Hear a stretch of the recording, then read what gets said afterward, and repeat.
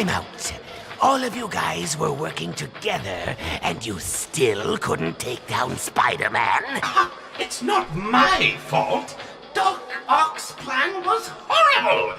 Everyone knows you can't control the symbiote. Hey, wait! So, I'm a rhino, you're a scorpion, and he's an octopus. What's a Mysterio? So, Rhino, you got any threes? Hey! Hey, I got a bingo! Ha ha! You guys think you're so smart, but I won! Ha! Who's your daddy, Doc Ock? Ha ha ha! Victory is mine! You're always laughing at me, but who's crying now, huh? Ha ha ha ha! Wait a minute, I made a mistake.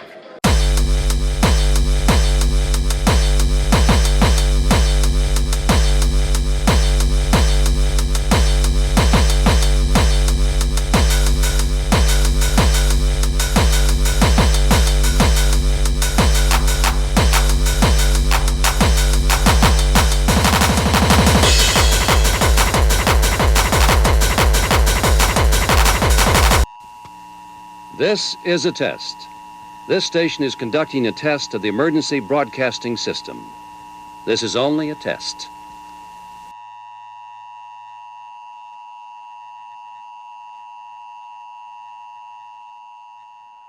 Oh, welcome, Internet. What's going on? Hi. Welcome to Dirty Rectangles Online. I almost said October edition. It's still September. We're coming down under the wire, though. We just snuck this one in, I think, right? Yep, it's just a few days left. Yeah. Thanks for joining us, everybody. My name's Derek. I also have Rectangles organizer Eric Billingsley joining us today. What's going on, Eric? How are you? I'm good. Not too much, yeah. What's new and exciting in your life? I don't know. Stuff? Trying to think. Yeah, There's gotta be something. Stuff is happening. Check this out. Yeah. Check this out. I'm a gamer now. It lights up. Oh, wow. The colors Get change. the RGB. Uh-huh. I was telling Eric ahead of time, I broke my keyboard earlier today, and I lost the up key. And if you've ever programmed in a terminal before and you can no longer use the up command, it's kind of the worst thing ever. And here's a little tangent. So I went to go buy a keyboard today, and I really wanted to find a wired keyboard because I like things that can plug into other things, right? So I don't have to play with like settings and like going in and pairing things or batteries or stuff like that. You know how hard it is to find like a wired keyboard that's not like a $20 Logitech thing that's just going to break in like 20 minutes? It's very hard. Are you using a wired keyboard? Yeah, I am. Let's see. Wired for life. It's my Oh, look keyboard. at your keyboard. Dang. Oh, I should have invested in that.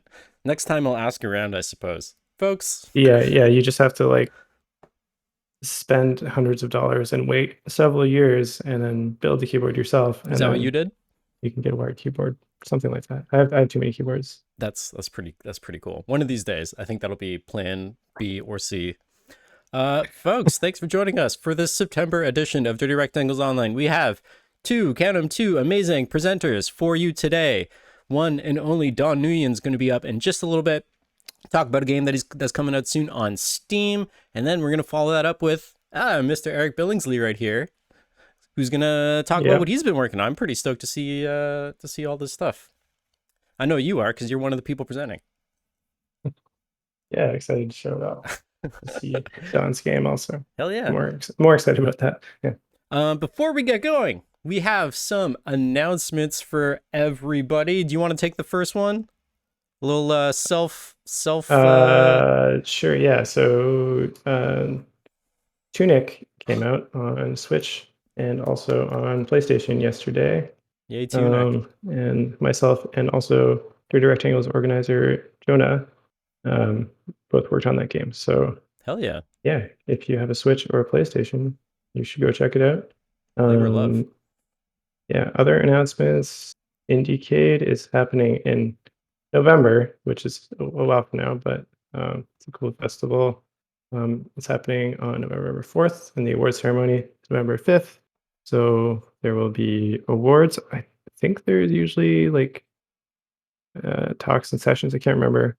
There's also going to be a Steam event happening at the same time. So a lot of games that either are nominees this year or were previously in the festival will be doing like streams and have sales and stuff going on. They're calling it the So- Anywhere and Everywhere Festival. I got their page up over here. Normally we would have Digital James running Yeah. you through screenshots of these websites, but he's out here today, so you're gonna have to go Google things for yourself. But actually, I got a link. You keep talking about Indiecade. Have you've been in Okay. Indiecade before, right? Yeah, my game was nominated one of the years, but I couldn't actually go to the festival because my friend was getting married. So, Friends. but yeah, well, no, I'm glad I went to the wedding. But, That's pretty cool, though. yeah, Other things going on. There is also our good friends at the Hand-Eye Society. Let me toss another link in the chat. Are setting up a little thing called the Super Festival, and that's actually happening in October 15th to 16th, an online festival with panels and games and showcases and all that good stuff. I think they might still be looking for people. Don't quote me on that, but go to that website and scroll around, see if you can find something. They're celebrating 10 years of throwing events, which is pretty crazy to be doing something like this for a decade. Hand-Eye are awesome, so go check that out. If you got something cool you want to submit, feel free to do that if they're still taking it, or if not, just submit it anyway and be like, I want to show my shit, and maybe they'll make that happen. Or if not, you can join it. They're going to be streaming everything on Twitch over on their Twitch channel. There's a bunch of games there that they have that are going to be featured. Feel free to scroll through that list. I'm just doing it right now. It just keeps going. Holy shit, there's a lot of games in here. Wow, this is gonna be fun. Everyone, go check out that link, scroll around, all that good stuff. Feel free to jump into your festival of choice. I feel like October and November really is like the year of festivals. Is that just when they all happen? there's definitely a lot of them. Is that like a fall thing? I guess. Who knows? Yeah, I guess people are done living it up for the summer. So So I'm gonna slum it out at a festival. You never know. Okay, I think that's it for our announcements. If you have an announcement that we missed, feel free to toss it in the chat, and we'll give it a little shout out. Or if you just want to share some sweet love about what you're working on, this is a good time to do it. Shall we take a little break and get to our very first presenter of the night? What do you think, Eric? yeah, let's do it. Yeah, let's do it. All right, we'll be back in just a second with our first presenter, Don Nguyen. Don't go anywhere. Ba-ba.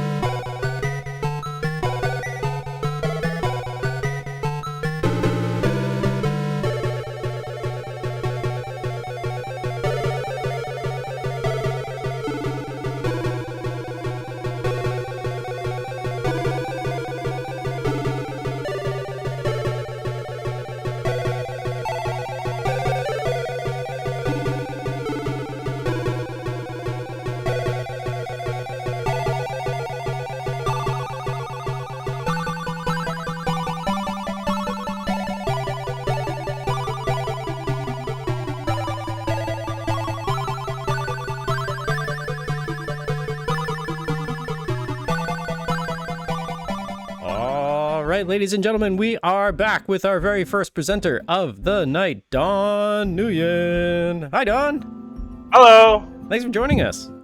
Yeah, my pleasure. Well, I love this little shot that we're stuck on here in your game. Look at this guy. Oh yeah, just hanging out, just living its best life. Hell yeah! What do you got for us here today? So I got Little Learning Machines. We just launched our page on Steam. It's an AI reinforcement learning life sim game where you train little robots to have personalities and fulfill quests, find NPCs, and explore this world that, well, this crystal's kind of just hanging out. This is so cute. Yeah. Wait until you see the little robots. Oh my goodness. I was not told there was little robots.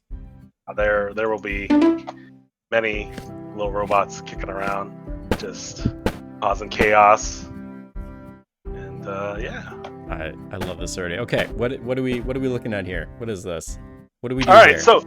so basically the idea of the game is to make AI just a bit more accessible for people, because AI reinforcement learning pretty foreign concepts for people. It's like supposed to be PhDs, researchers, the real smarty pants people. But reinforcement learning is actually pretty intuitive. It's basically like training a dog, right? So it's like the dog does something you want, you give it a treat.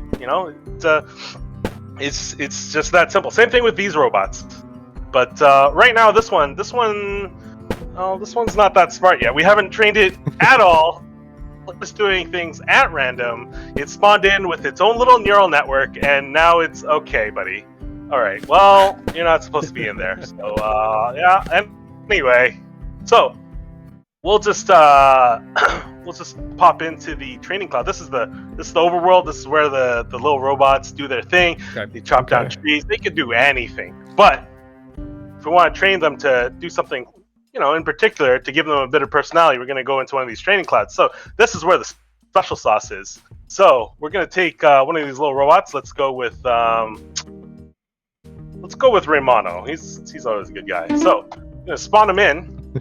I'm gonna I don't know, we saw some crystals in the overworld. We'll get them to collect all the crystals. So the first thing I'm gonna do, I'm gonna put some crystals down. Pop, pop, pop, pop, pop. Well, actually, the game has its own sound effects, so I don't need to do that. So it just accentuates it. It's all right. Yeah. All right. So Oh, he's got sunglasses. Cool. Oh yeah, he's the cool one.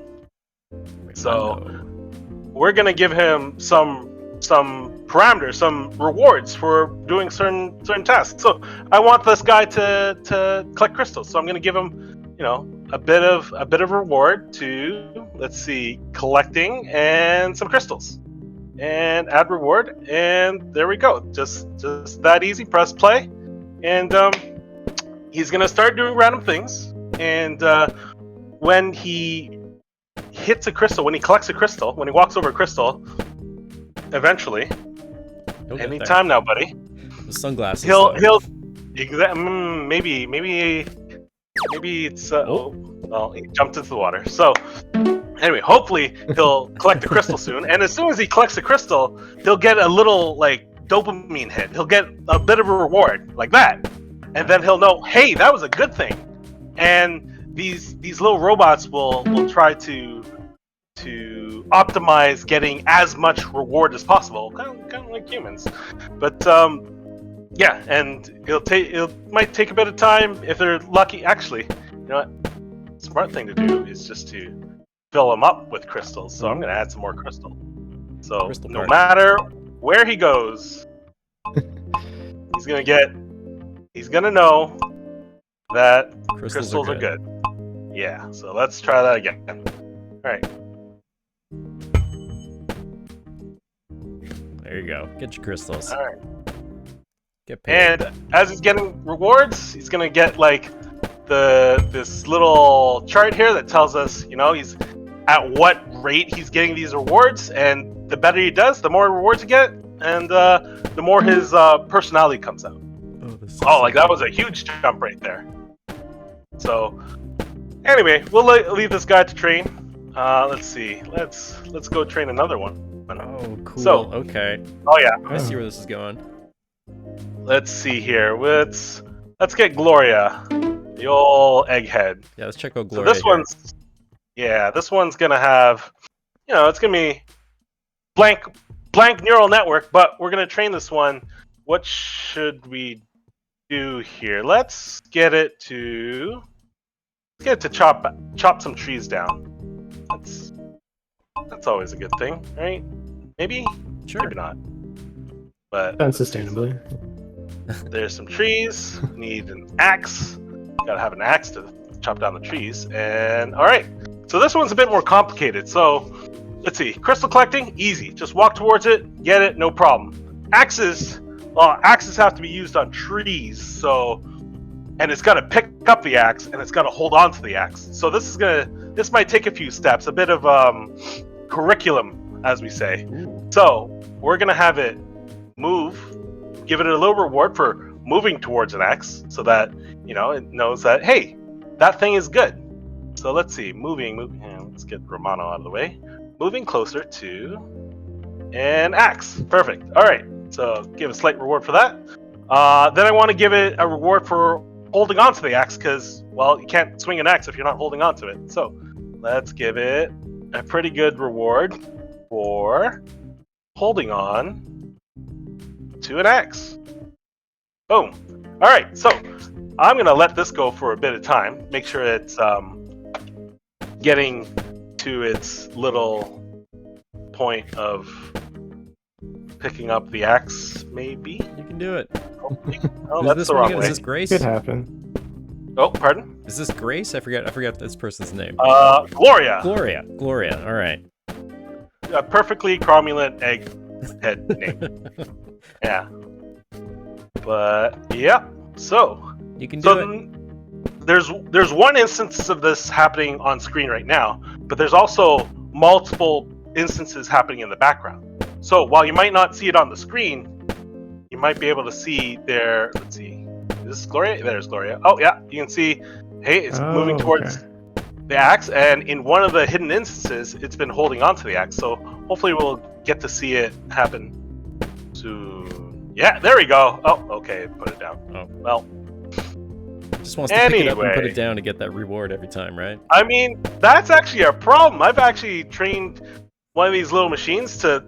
I gave it a huge reward for picking it up, and sometimes these little robots kind of give you the monkey's paw. So they're trying to get as much reward as they can. So what it did was it picked up the axe, put it down, and then it picked up the axe again and got a huge reward for it, and then put it down. And I was like, "You are too smart to live." Beat the system, yeah. Yeah. So the chart here is showing like across all of the instances, like how many of them are succeeding. Is that right? Yeah. Okay, So you cool. So this UI is going to be how do I put this, streamlined in the future, but right now we're just showing the raw numbers. So basically, it gets 5 reward, and the average over the 10 instances, it held on to it for 11 seconds and got 11 and a half seconds and got 57 reward. So, and this one it moved towards the axe and then got 4 reward, and if it's holding on to the axe, it can't really move towards it. But I just wanted to give it that initial like dopamine hit so that it knew that this axe was a good thing. But Right. I think Gloria's pretty good at picking up and holding the axe now. So let's change up the environment a little. Let's make this a bit smaller so that there's less confusion for the robot. Click, click, click, click, click, click. All right, and let's go into Gloria's rewards, and now we want Gloria to give it a pretty big reward for destroying a tree.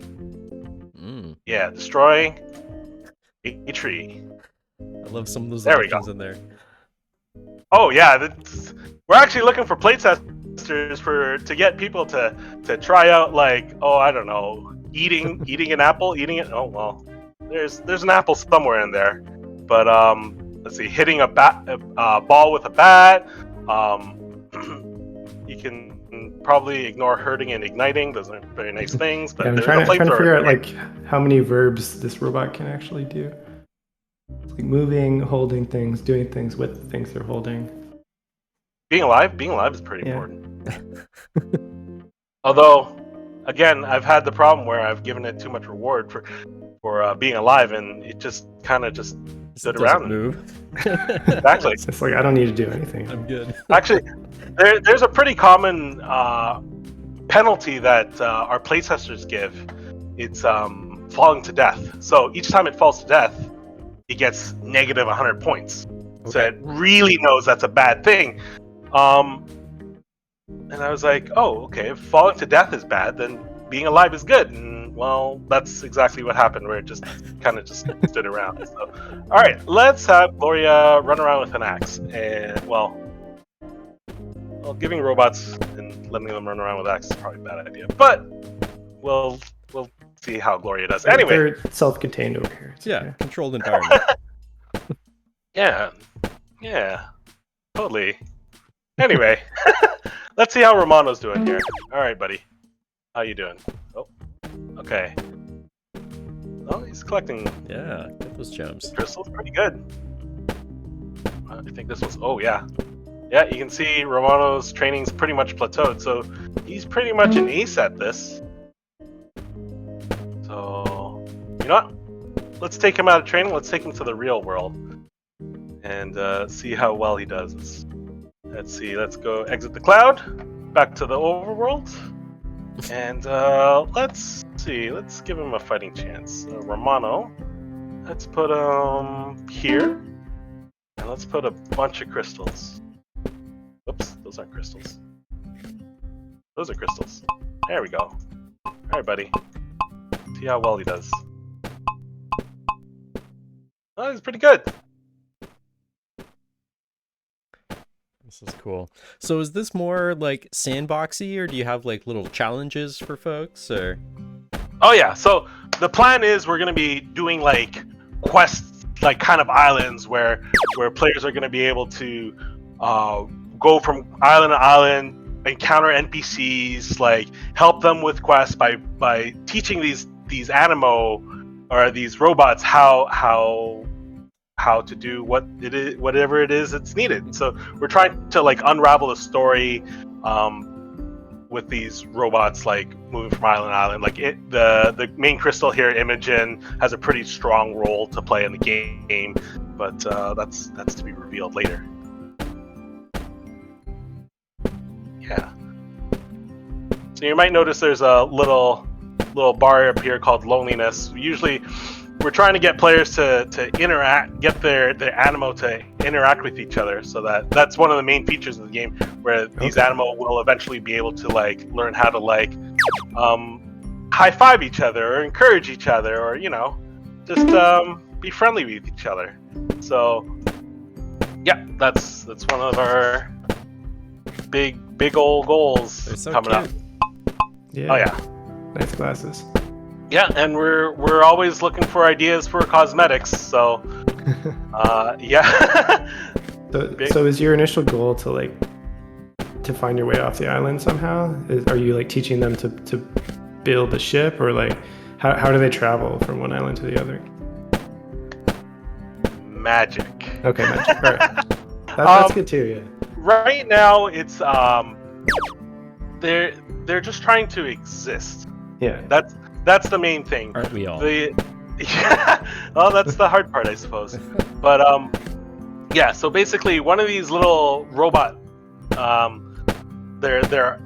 come to the island empty. They kind of wash up on shore, Okay. and this big crystal, which origins unknown at first, encounters one and is like, "Hey, what's up with this? Why is it all like broken and not functioning?" And so through a series of unfortunate or maybe fortunate events, a piece of the crystal from Imogen here falls into one of these animo and it starts walking around. Oh, okay. But it's kind of dumb. So So Imogen gets the player to try to train it, and that's where the player comes in. Cool. I love it. That's the idea so far. Oh, and yeah. Anyway, let's see how Gloria is doing. I'm sure Romano will figure it out. All right, let's see how you're doing here. All right, picking up the axe. All right. Okay. Well. Yeah. Okay. Maybe I need to give it a better reward for chopping down trees. Well, this is where the troubleshooting comes in. Let's see. So it is destroying trees. I can see that it's getting some reward for it, but it's getting a lot of reward for just holding on to it. So maybe I'll give it. Oh, okay. Well, that's not what you're supposed to do with it. Anyway, let's see. Let's stop its training. Did she just They axe can the get- ground? Is that what happened there? Oh yeah. That's Oh. She real destructive. I took this to a show once and just let the robots go, and they destroyed my island, and it was on fire, and it was pretty terrible because I had given them a reward for destroying trees and left a flamethrower lying around. So yeah, they figured that one out pretty quick. Let's give it a lot of reward.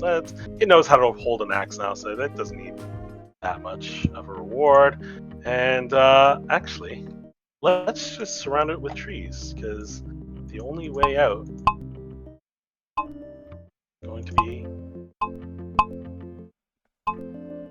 axing a tree, I There guess. you go. So yeah, that's one of the things about the game. It's like you can set the rewards, you can customize them, but you can also customize the environment. So if there's something you really want them to learn, well, you guys have. Oh, there we go. Chop down the Nice. tree. Nice. And another one. There we go. That's cool. It's like setting up a little like a training area for them. It's the danger room. Exactly. Yeah. Yeah, we've run these things to like go through like an obstacle course, like go through a maze. We've had it like this one was kind of bizarre, and it's not that hard to replicate actually. Basically, we gave it a reward for getting a crystal that was surrounded by trees, but we didn't train it to do anything else, and we put an axe next to the trees, and within like 5 minutes it figured out without any prompt from us to be able to pick up the tree, pick up an axe, destroy the tree, and then pick up the crystal. So That's really cool. to be quite frank, we actually don't know how clever or smart these things can be, which is somewhat challenging for game design. That's so Yeah, interesting. it seems like a. I'm curious about like some of the technical aspects of this stuff. Like, so I guess the outputs of your network are stuff probably like move or pick up or like do an action. But like, what are they aware of? Like, what are the inputs that can affect their behavior? Exactly. So actually, let's go to the overworld. This will probably be easier. They're probably there he is. Okay, so if I click on one of these guys, you can kind of see this shadowy Okay. highlighted area around it. That's their current zone of vision. Okay, cool. So it'll take like a 2D like above ground like snapshot of the area around it, and then identify, okay, that's an area I can get to, that's an item of some sort, and if you train it, it's like, oh, that's a good item to collect, or that's an item I need to pick up or whatnot, then it'll flag it that way. It might see something as impassable, it might see other robots as well. So Okay, cool. Yeah. so from those inputs, it'll go into this neural network, which is just way too complicated for most people. So we keep it in a black box. But it'll, depending on the neural network's weighted, it'll spit out an output. So you nailed it. Is movement, turning, use an item, and flailing around apparently. But Cool. Very cool. and this main island is totally customizable. We can put like planted flower seeds, apple trees everywhere, so everyone can like customize their island however they want. There's a bat, a ball. There's a ball, an apple. Like we can train these guys to what's the word? Plant an apple to create trees. So right now we're working on like giving players and the little robots as many tools and toys as possible so that everyone can have fun like exploring and experimenting. And that's exactly what we want from everybody. It's like these are AI, these are robots, and they can do almost anything. So almost anything you want, and we're always taking feedback, so Cool. I would love to see you train an arsonist. Oh, sure, no Just want problem. to throw that out there. All right, let's see. Let's go to the training cloud. Let's see.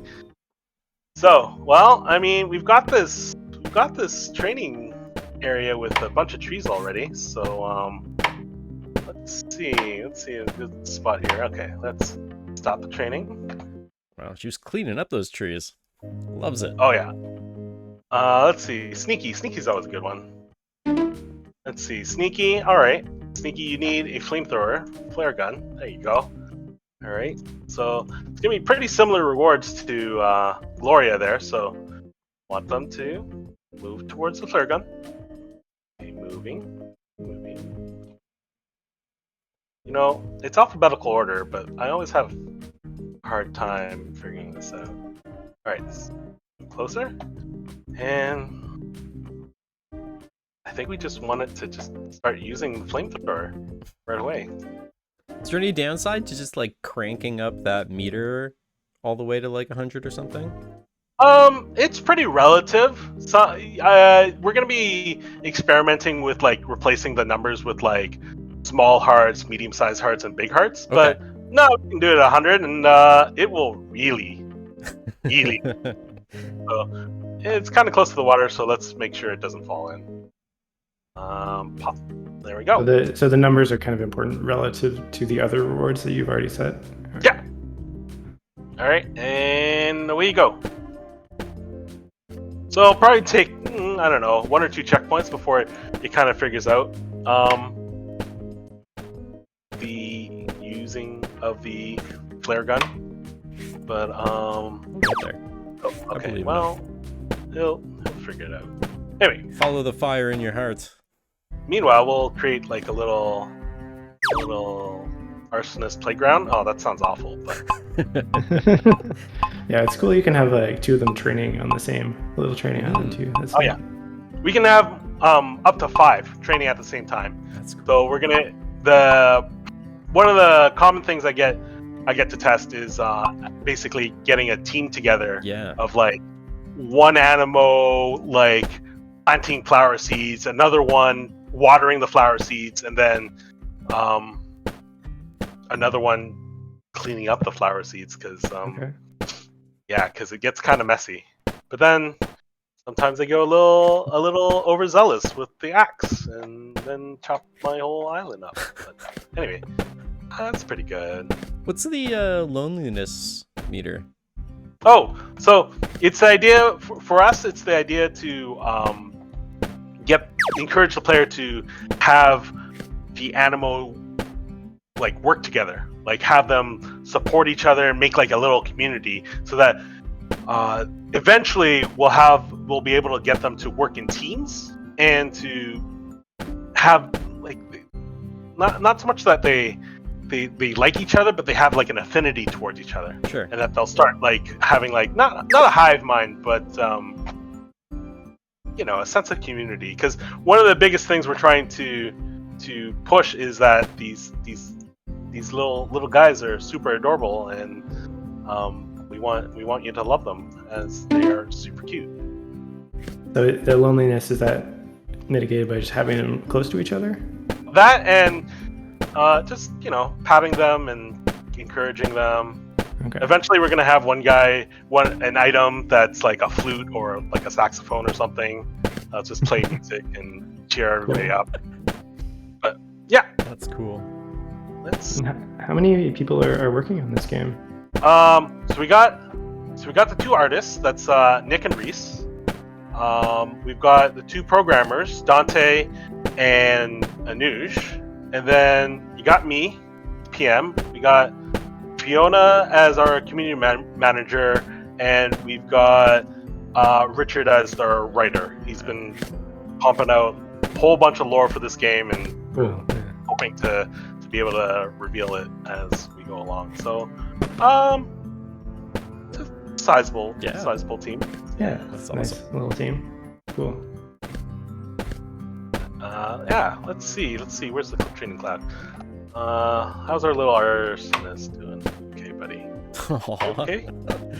he's so sad because he hasn't lit any Oh. fires yet. Just standing in the water. Huh. Well, I should probably write this one down. Let's stop the training. Let's you know what? Let's give Sneaky his own space. There's Gloria. Gloria, good job. We'll put you to work later. All right. Let's see. Maybe. Oh, okay. No. Oh yeah, he's been jumping in the water a lot. Having Well, a bad maybe time. It's I hard guess to I set should- fires in the water. I shouldn't have put him next to the water. It's the only way he'll learn. Bit of shallow water. Oh, okay. So it's definitely been using it in some other instance. So hopefully we'll be able to see it soon. Okay. And how long has this project been ongoing for? Oh, I would say just under a year now. Okay. Yeah. Oh man, one of the trickiest parts was to get the training to be efficient because Yeah. it was real slow. But and these guys train at their own pace, but getting them a little faster is always good for gameplay. Is what I'm told. So, but yeah, and the art style's been shaping up. As you can see, they're putting a whole lot of work on these Yeah, guys. it's beautiful. And we've got TikToks and little shorts going on about like basically the story of the game or like what you can expect to do. Mostly, I feel like there's been a lot of arson shorts, but all right, People all right, want. yeah, and Sneaky, please deliver, because okay, You got this. come on, pick it up, buddy. Oh, maybe I didn't give it a reward for picking it up, using. Oh, I forgot. Oh, come on, buddy. Okay. Burn. Yeah, Yeah, there we Hey, go. closer. Oh yeah, okay. That's a fire. What's the flamethrower? Is that like a dinosaur skeleton? Yeah, That's we awesome. we were experimenting with we were trying to not do like explicitly like mechanical things. So we were like, oh, what if it's like a salamander head? Salamander head or something, and make it like a little like magical, because AI is magic apparently. That's cool. But so like the robots are the only mechanical things in the world, kind of thing. Yeah. That's cool. and actually, I'll just show you. Is it on fire? Oh yeah. Okay. Well, I think he's been well enough trained. I think he knows what he's doing. All right, buddy. Exit cloud, and here we go, buddy. Have Let's see fun. where is he? Uh-oh. Sneaky. All right, in you go, and let's give you a couple flamethrowers. On No. top. All the beautiful trees. Burn. Let's see if who was it? Gloria? I think Gloria was our axe cutter. Let's see how well chop down a tree. That's a ball. That's not an axe. Okay, well, you'll figure it out soon. Do the Oh. trees like? Can you were talking about you could like plant plants? Can you like plant trees and stuff? Oh yeah. So when you oh boy, When you chop down a tree, apples will spawn. Ah. And you can plant the apples, and Oh, then cool. into apple trees, and then you chop down the apple trees, and you get apples. And yeah, it's usually what I do to set up for demos at shows, and just create like a balanced ish ecosystem. Like Although someone cuts, someone plants. exactly, although half the time it just turns into fire and chaos. Yeah, that's There's also salamanders. Nope, that's an X. Salamander. Okay, Yeah. well, Cute. Very I guess cute. this is an early version of the build. Salamanders, they spit fire. But if you feed them an apple, they'll start spitting water instead. So those are the kind of little things we're trying to sneak into the game for players Okay. to like explore and experiment with. So yeah, that's fire. And everyone What have we Oh, done? no. Are they burning the robots? Oh yeah, they are very unhappy. They don't like die though, right? No, we wouldn't do that. No robots were harmed. They're, Okay. they're fire resistant. There you go. Although they might get a little bit of soot and some Yeah. later art passes. Yeah, you're getting a shout out in our Twitch chat right now for the art style. Oh. It is a looker, this thing. I love the It's look of been Yeah, I love it's it. definitely been the thing that everyone's been responding to the most. Everyone's just like, AI, yeah, that's cool, but this is so cute. So Yeah, I like the shapes moving through the water. It's cool. Oh yeah, it's a good effect. oh yeah, and we've got like an updated like build with new art that's coming out. It wasn't stable, so but yeah, we're posting new visuals and so on every week. So if you want to what's the word? Keep track of development, then socials. Oh, yeah. Yeah. I think your Twitter was saying that this is coming out on Steam soonish. I mean, April's soon-ish, right? that's soon. April 2020. Yeah, that's pretty soon. Tell you what, it's gonna Actually, come that's quick. really soon. Oh yeah, that's like 6. Oh god, I have 6 months to. Okay, well. Don't cut it out. You'll be it'll fine. That's awesome. Yeah. I guess I might as well show all the. Yeah. There you The go. Steam link Big and old party. your Twitter in the chat there. Crowd is excellent. It's all good. Don't worry about the fire in the background, guys. So yeah, you can kind of see they're not so lonely anymore, but because they're causing chaos and smacking each other or whatever they do.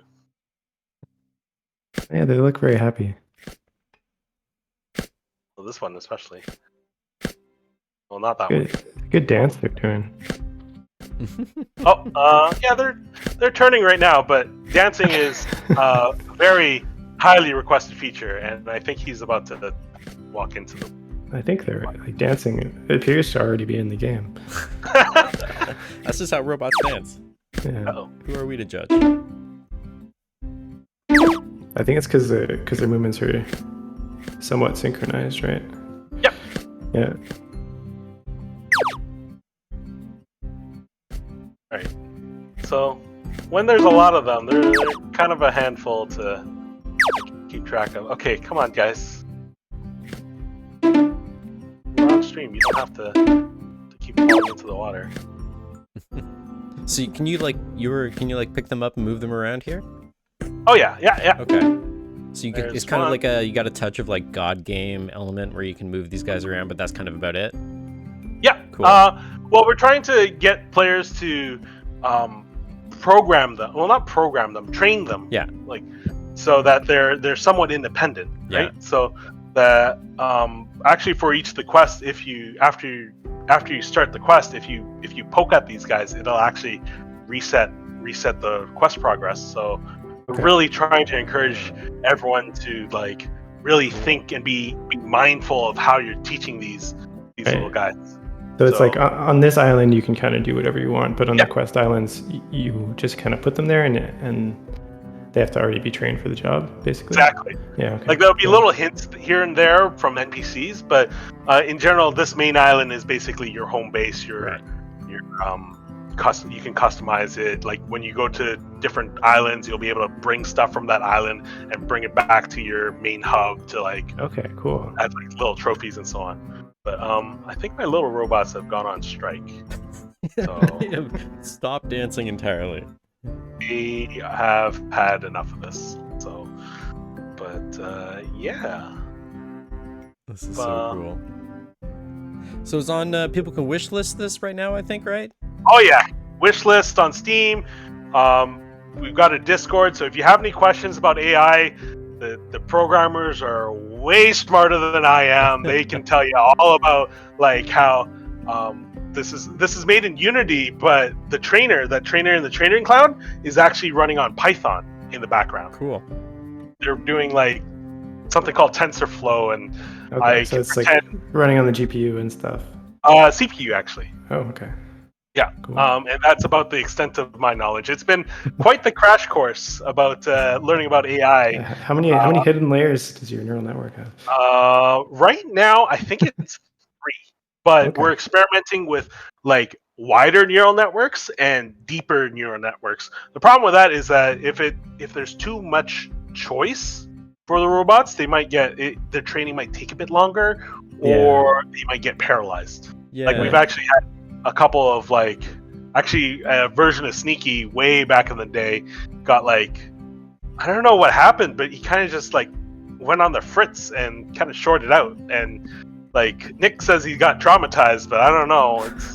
It's a little weird. That's interesting. It makes for like some interesting design choices and mechanics where it like, do you lean into the machine learning nature, or do you lean into it just being machine learning enough that it becomes accessible and fun, right? Yeah, Which is super interesting. It's definitely something we're experimenting with, and we're trying to listen to like the community to figure out what people want. Like the ultimate goal is to get machine learning to be more accessible. Yeah, exactly. For students, for players. Like we're trying to get people like in the educational like sphere to be like, hey, you got a robotics class? Hey, how about a game about reinforcement learning? Yeah. But it's we'll really see how cool. that goes. Yeah, it definitely seems like that's like really the core of the game, and it seems like it would be a lot of fun just to kind of like play around with it. Yeah, poke at the systems. Well, They have usually at completely this given point- up. Oh yeah, usually at this point I usually tell the community manager, roll the trailer. But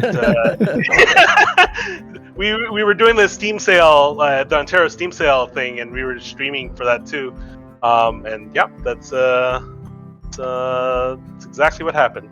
So They're just staring at that fire, waiting for it to come engulf them. oh hey, you're moving around. What's going on, buddy? Loves that fire. Well, I guess that's a good thing. Oh well. They're content. Okay, so they're reacting to stuff. They're just not doing anything. Well, should I restart this? Or Yeah, do any you other wanna- let's see what else we could do in here. Sure. What other Okay. mayhem could we get up to? Let me. Okay, I'm gonna just restart the game.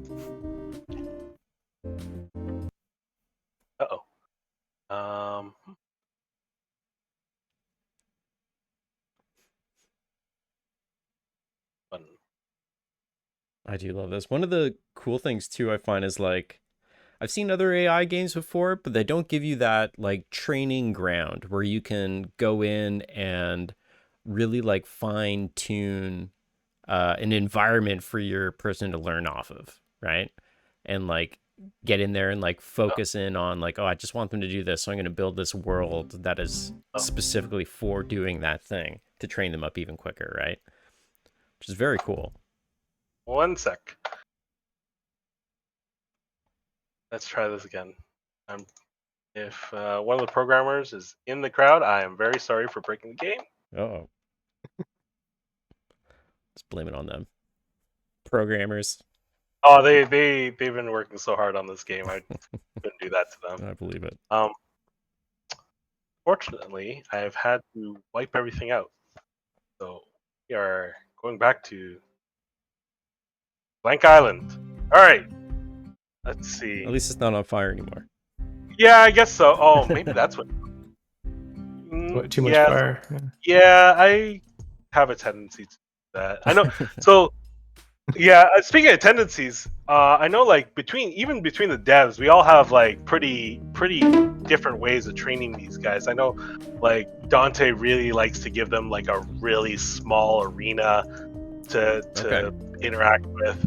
I know, like for me, I usually like to give them a small like negative reward for standing still, because if they're standing still, yeah, exactly. If you're spinning around, you're not doing the thing that you need to do. So let's see. There's one for standing on the same block. So small negative little reward. So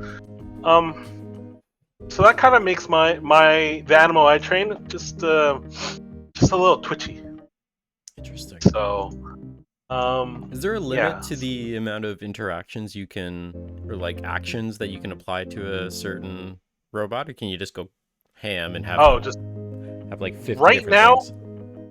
Right now it's going ham. Yeah. But the problem with going ham is that if you flood these little guys with too many rewards, they get overwhelmed and literally sensory overload, because then it won't know what is the better reward than So I'm gonna give this a small penalty for falling to death. So I know a lot of my co-workers, they give them negative 100 to falling to death, but I find that they make them super afraid of water and will not go near water because of it. And sometimes that makes sense. It's not what I want. So okay, so you don't want to give them a complex. I think if I had to sum up this game, I think that's exactly what it is. So I've taught this one how to plant apples, because little Johnny Appleseed, and here we go. But while this one's training, what would you like yours to do? What would you like your little animal to do? Give you the juggler here. Okay, so they can let's take a look at they can chop at the ground. Is there any way for them to like raise up the ground or anything like that? Probably not. Funny you mentioned that. There is, but we took it out of this version of the game But there is an item called the Block Maker. We actually just re-added it to the game in the last merge, and the item is a spade. Cool. Okay, cool. Yeah. Bricklayers, because it's a grid. But what are the other actions? Let's see. So with trees, you can chop them down. With crystals, you can collect them. Watering gun, watering can. You water like planted apples, planted flower seeds. I'm a fan of flowers personally. Oh, okay. Yeah, so let's. Some shit. Whoops! No, that's an apple. And it's standing on the apple. Oh, okay. Well, let's bring it back. All right. So we want this one to plant flowers. So we need flower seeds.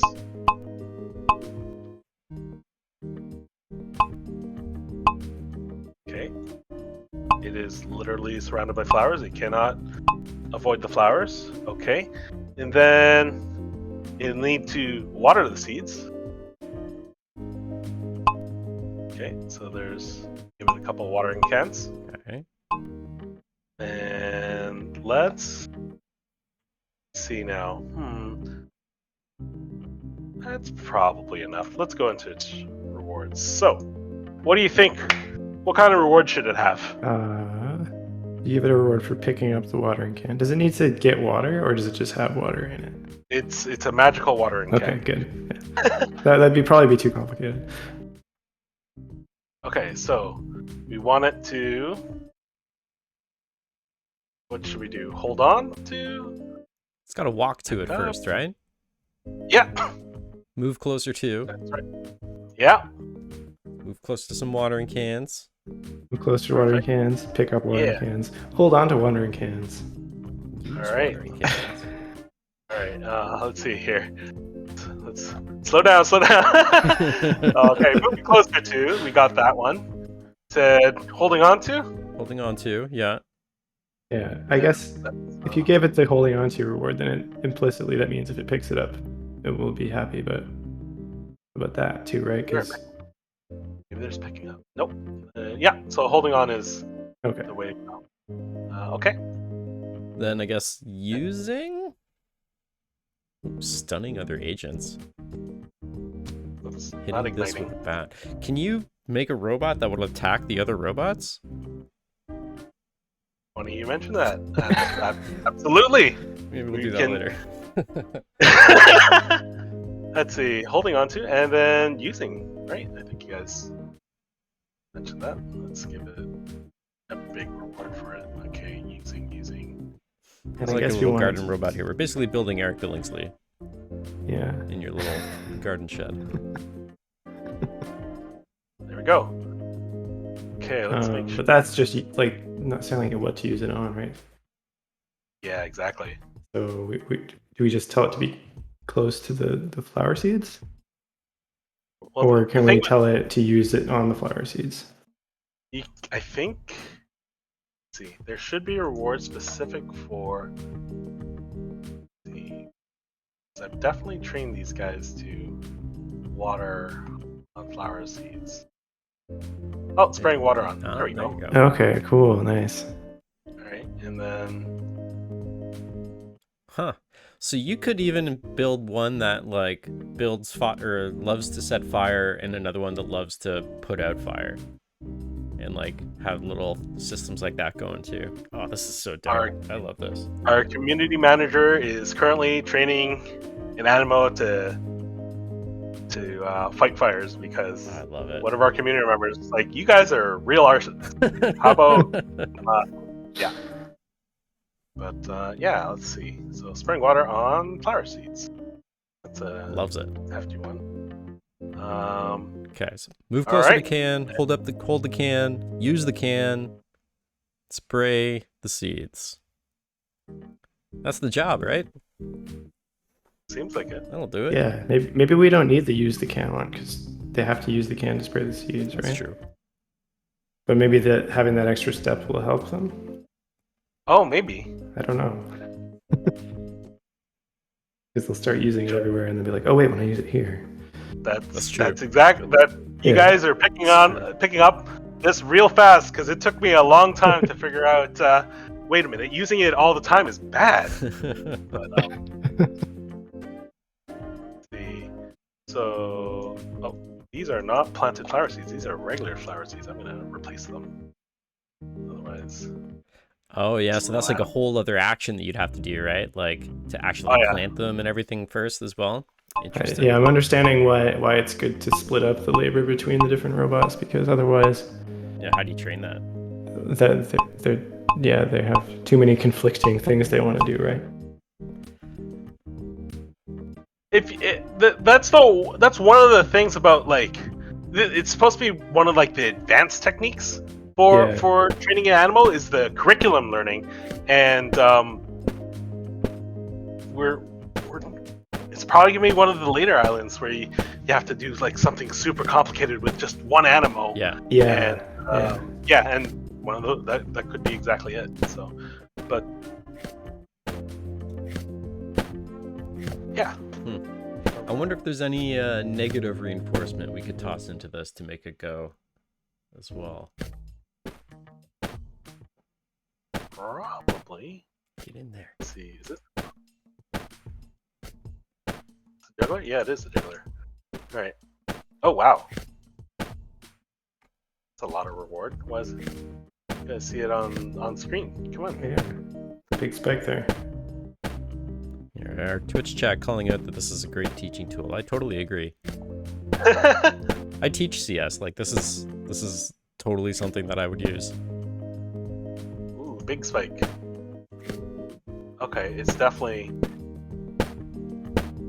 I think on the next reset, we'll see it with its new brain. Because each time we kind of...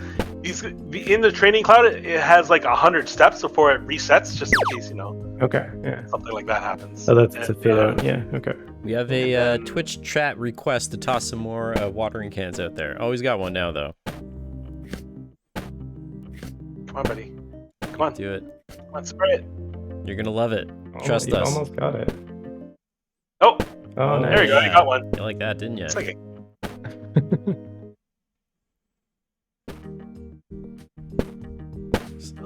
Watering one. everything.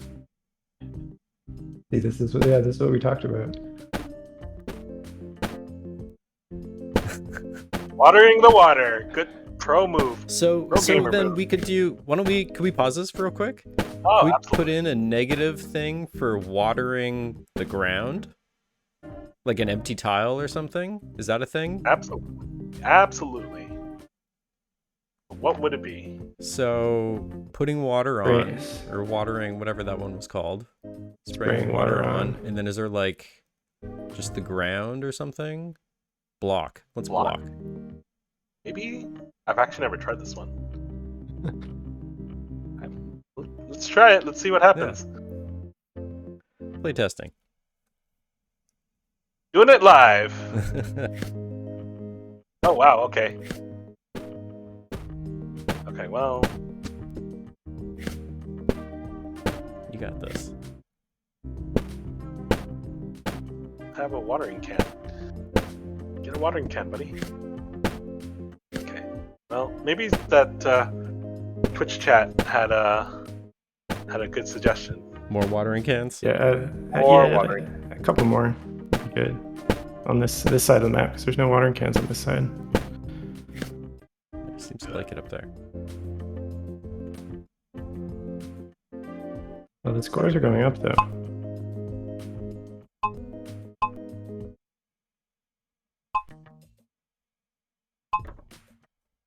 All right. Enough watering cans, right? That's I think pretty that's good.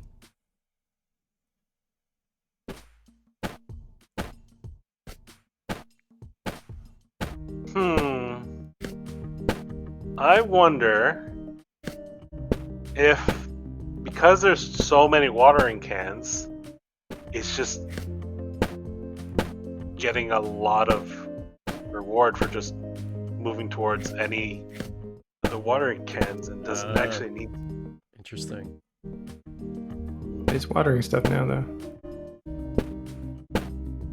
There we go. Okay, two. Okay. Two, that's pretty good. Yeah, water that watering can.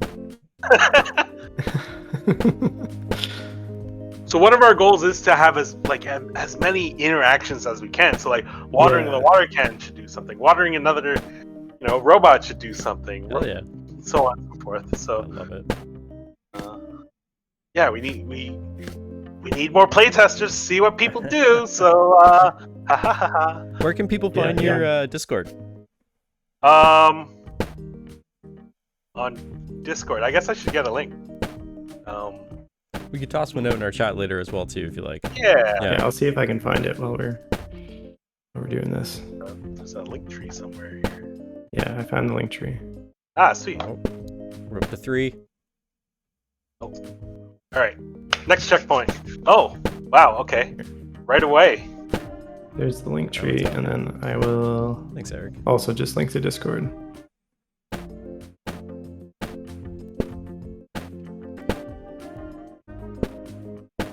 Already watered, buddy.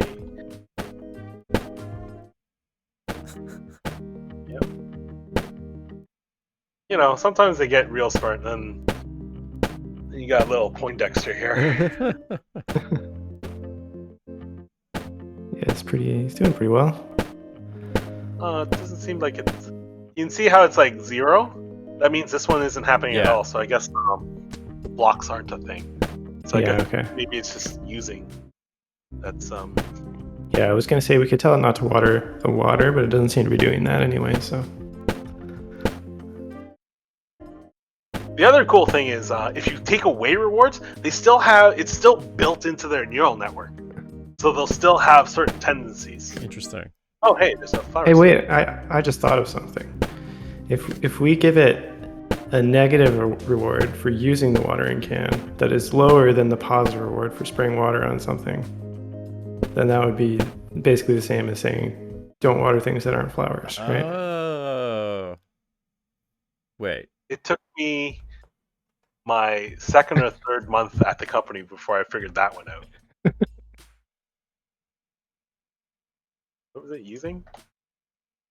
Watering can? Yeah. Oh, I Yeah, see you- what you're talking about. That's clever. There we go. Because we already have a reward for that, so we need to make sure we. Yeah. It'll probably take a couple of checkpoints before it'll get that behavior. But yeah. Oh, The old rewards. Nope, there it is. Yep. So you can see that's firing now.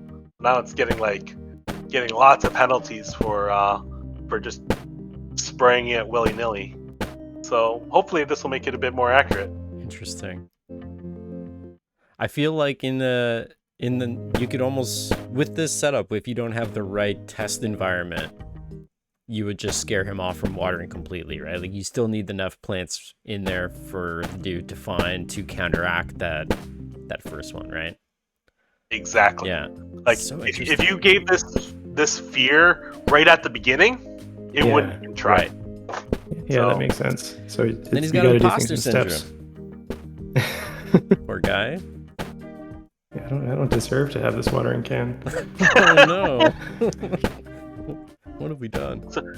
That's one of the things about the game too. It's like it kind of requires patience. It requires like kind of like knowing how to teach or how to like assign these kind of rewards and penalties. Like it's Yeah. like that mindfulness I was talking about Yeah. before.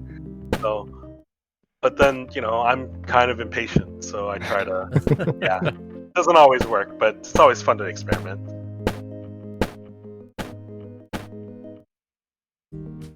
Yeah, he's pretty proficient now, I think. Yeah, see the reward, the penalties started at 154, and then it started going down slowly. Cool. Yeah, it's really cool how you can just see them progress like this.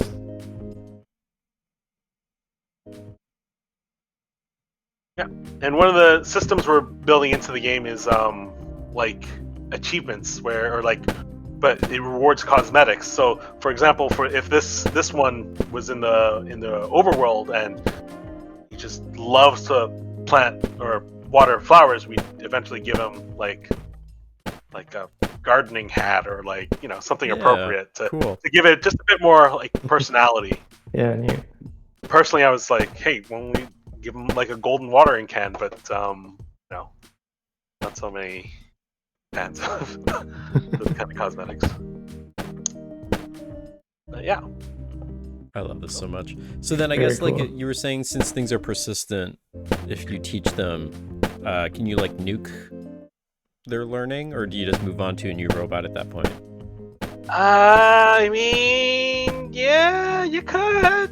You definitely could. It's right is an there. option as Clear well. brain. Okay. Oh, okay, Oh, clear okay. brains. Clear brain. That's that feels a scary bad button. to phrase it that way. Yeah, it's yeah. Depending on who you ask. Yeah, like, is it still the same robot? No. No. This is too deep of a question for a Wednesday night. Dirty rectangles, philosophy time.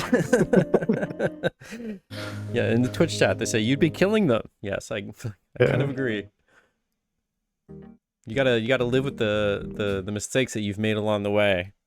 You have to teach them how to get out of their ruts, right? It's the only way. Yeah, although some ruts are pretty deep, and usually I'll just close my eyes and click the button, and yeah, feel version 2 will be bigger, better, and stronger. Maybe. Oh, I love it. But yeah, so yeah, there he goes. Right, that's super cool. This is amazing, Don. I love this. Oh yeah, the team. I am so impressed by how much the team has worked on that. Like it's been coming together so beautifully. Yeah. Like it's like there's been so many different parts and steps, and now it's like all coming together. And yeah, like yeah, it's fun, and it's literally only the beginning. Like, Hell yeah. Yeah. we're starting to add more items, more NPCs, more things for the player to do, and it's like pretty exciting. So, and it's been like pretty well received too so far. Like we've got pretty strong wishlist numbers, and like Nice. socials have been kind of like just bumping with people being like, "This is so cute." Like we did a dog post. Like there are dogs that you're gonna get the robots to learn to play fetch with or pet or whatever, and that post just blew up. So Yeah. yeah. Yeah, it's hard to make a game that is a learning tool and also fun, but it looks like you've done it. So it's so good. This is so cool. Don, thank you so much for coming on and showing us this game. This was amazing. Everybody go join the Discord. What's the name of your studio again? Transitional Forms. Transitional Forms. Everyone get on that Transitional Forms Discord, play this game, give them some feedback, wishlist it, and maybe we'll see some more in April. Yeah, absolutely. Hell yeah. Yeah, looking forward to it. So cool. Don, thank you so much, man. My pleasure. All right, Yeah, we thank you. It's will been great talking to you. be back in just a minute with our next presenter. Don't go anywhere. Thanks, Don. Bye. Well, that's the wrong button. We're still alive. Okay, here we go.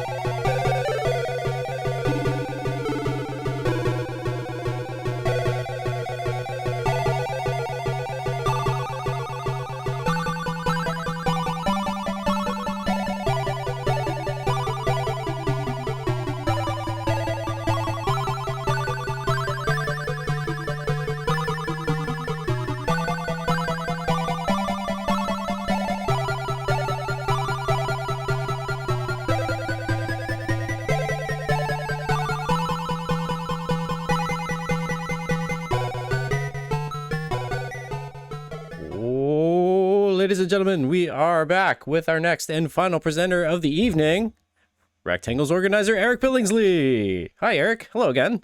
Hello. Long time no see. How's it going? Yeah, it's been a while. Been a hot minute. All right. What do you have for us other than this terminal command right here? Yeah. So this, let's run the game. Hold on. Hot new games from Eric. So this is a work in progress. This is a game I've been working on for the Pico 8 for the past 4 months or so, I think. Oh, yes. Yeah. We're going to have to talk about Pico 8 during all this, I think. But yes, continue. Yeah, sure. Yeah, I'd love to. Yeah, it's a roguelike that is very much inspired by the game Brogue by Brian Walker. Nice. I don't know if anybody has played that in the audience. But Speaking it's one my of my favorite language. games.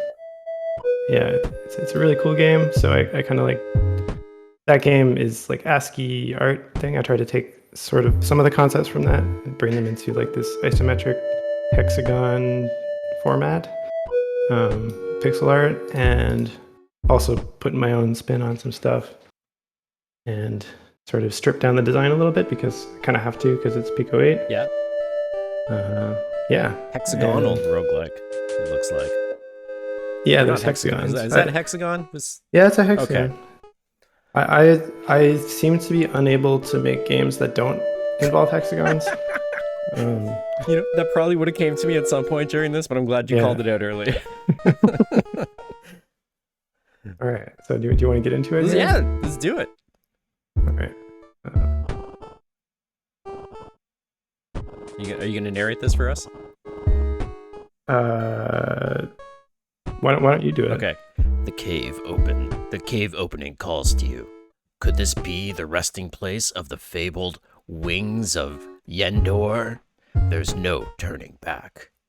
X to jump down. Very good. Yeah. Missed my calling so, scenario. all right. So if I press X, we'll jump down that hole there. Oh, did you take damage? Yes, I did. Oh, that's beautiful. Okay. So that's like one of the things about the design of the game is so in Brogue you could like sort of the traditional rogue like you're going level to level going downstairs, but there were also these like open chasms that you could jump into to skip to the next level, and you take damage. And like in that game, that's only something like it's a cool thing, but you would only do it if you're desperate. Right. So I thought like, well, what if I take out all the stairs and you have to do it?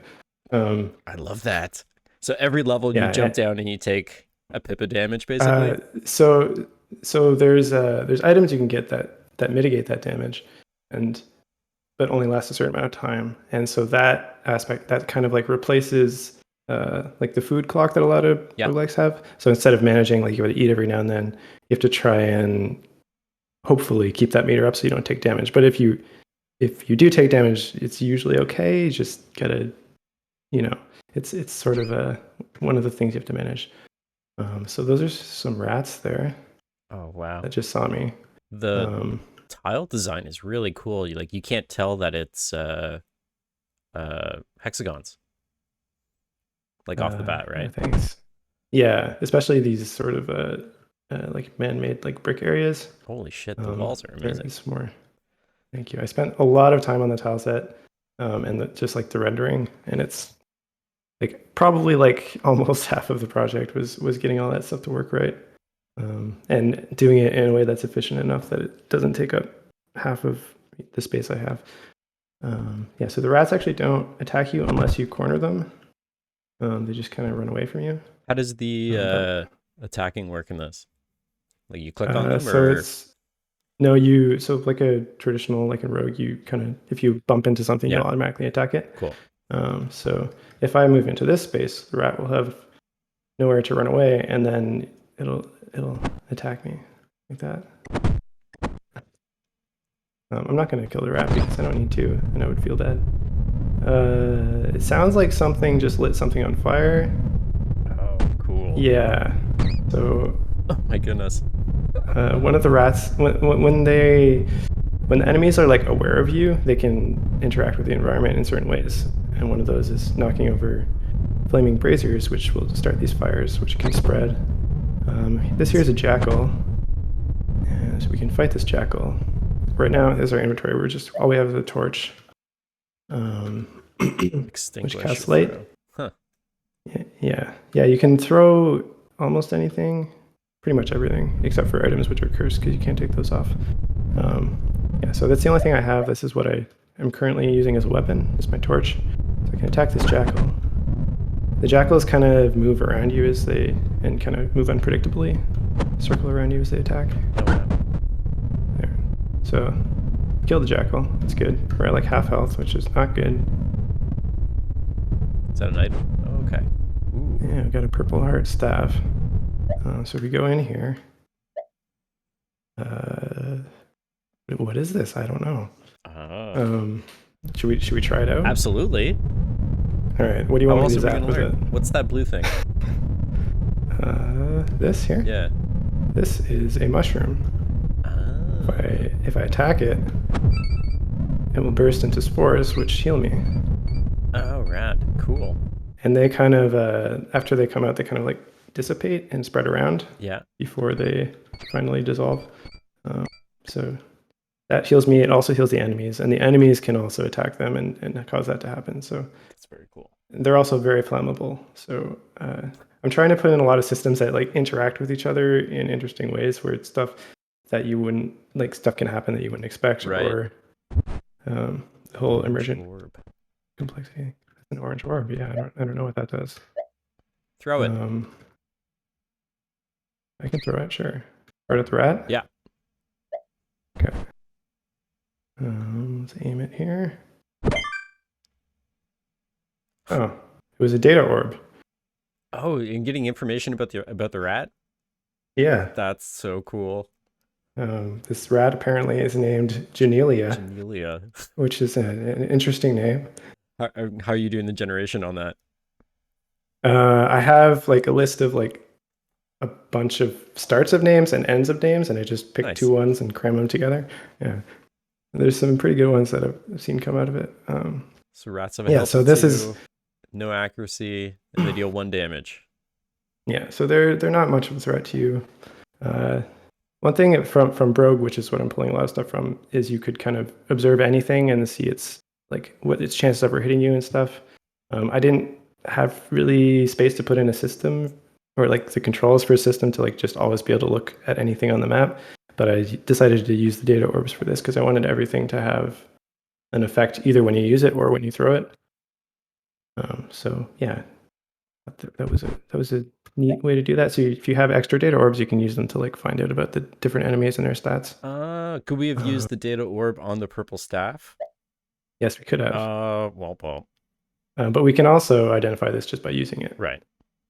Let's use it. So, all right. Do it on the rat again. Yeah. All right. Oh. We've set the rat on fire.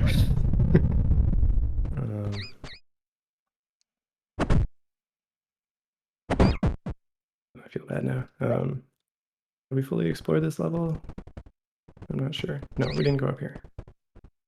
Oh, that's a dead end. Cool.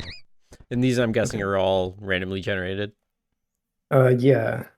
So there's sort of two separate algorithms that I do for generating, one for the cave areas and one for the like the rooms and stuff. Okay. That makes sense.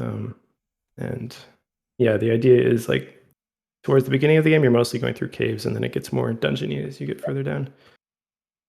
So we didn't find any of the item I was talking about, so we just got to jump down this hole and take some damage.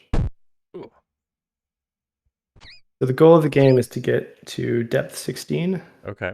and find the Wings of Yendor, which are not in the game yet. You can just go down forever right now, but fight this jackal. Find some more orbs. Are you gonna have it so you have to like escape afterwards, or are you just getting the item and that's sort of like the end goal? The idea is the item will allow you to escape right away. I don't have the like technical ability to revisit previous levels, so the way I've implemented it anyway. So our torch just went out, so now we're in the dark. We can't see very far. Interesting. Can you but use also your now- wand on your torch to light it? The torch, once it goes out, you can't relight it. Oh, okay. Maybe I should put a note about that. I was going to be like, in the description, it should say like, this is a club now or something. Oh yeah, there you go. No, but there are other items that give light. So the torch is kind of just something to help you at early game. If you throw it when it's lit, it starts a fire too. That's another special thing. That's cool. Um, We got some more orbs we could throw. yeah, we could throw them or we could use them. I guess I we don't should know. use them. Just throwing things all over the place. Yeah, use it. All right, I'll use it. There we go. Orb It's of orb of light. light. So now we okay. have light again. But the thing about having light is it means the enemies can see you. If you don't have light, they can't see you unless they're like right next to you, or you're standing in other light, something else that's emitting light. Mhm. With the exception of some enemies that can see in the dark, but those are later on. So they're Wanna like use it out there? one-time uses, the orbs? Or The is it orbs like are you're one-time equipping use, yeah. them kind of thing? Or is it like a potion that No, you're you kind can of using once? Yeah, they're like potions. Okay. So this is sort of drawing from Rogue, where there were potions and there were scrolls, and the potions you could drink them or throw them, and the scrolls you would Right. just use them and they'd have a magical effect. So I kind of combined those two concepts into one thing, which is orbs. I don't know. I like orbs. Who doesn't love an orb? Dante in the And they're chat easy to says so many render. orbs to contemplate. I agree. Yeah, exactly. So many orbs. Contemplate. We can contemplate this one right now. Oh, jeez. This orb of fire. But the fire gives you more light in those areas, right?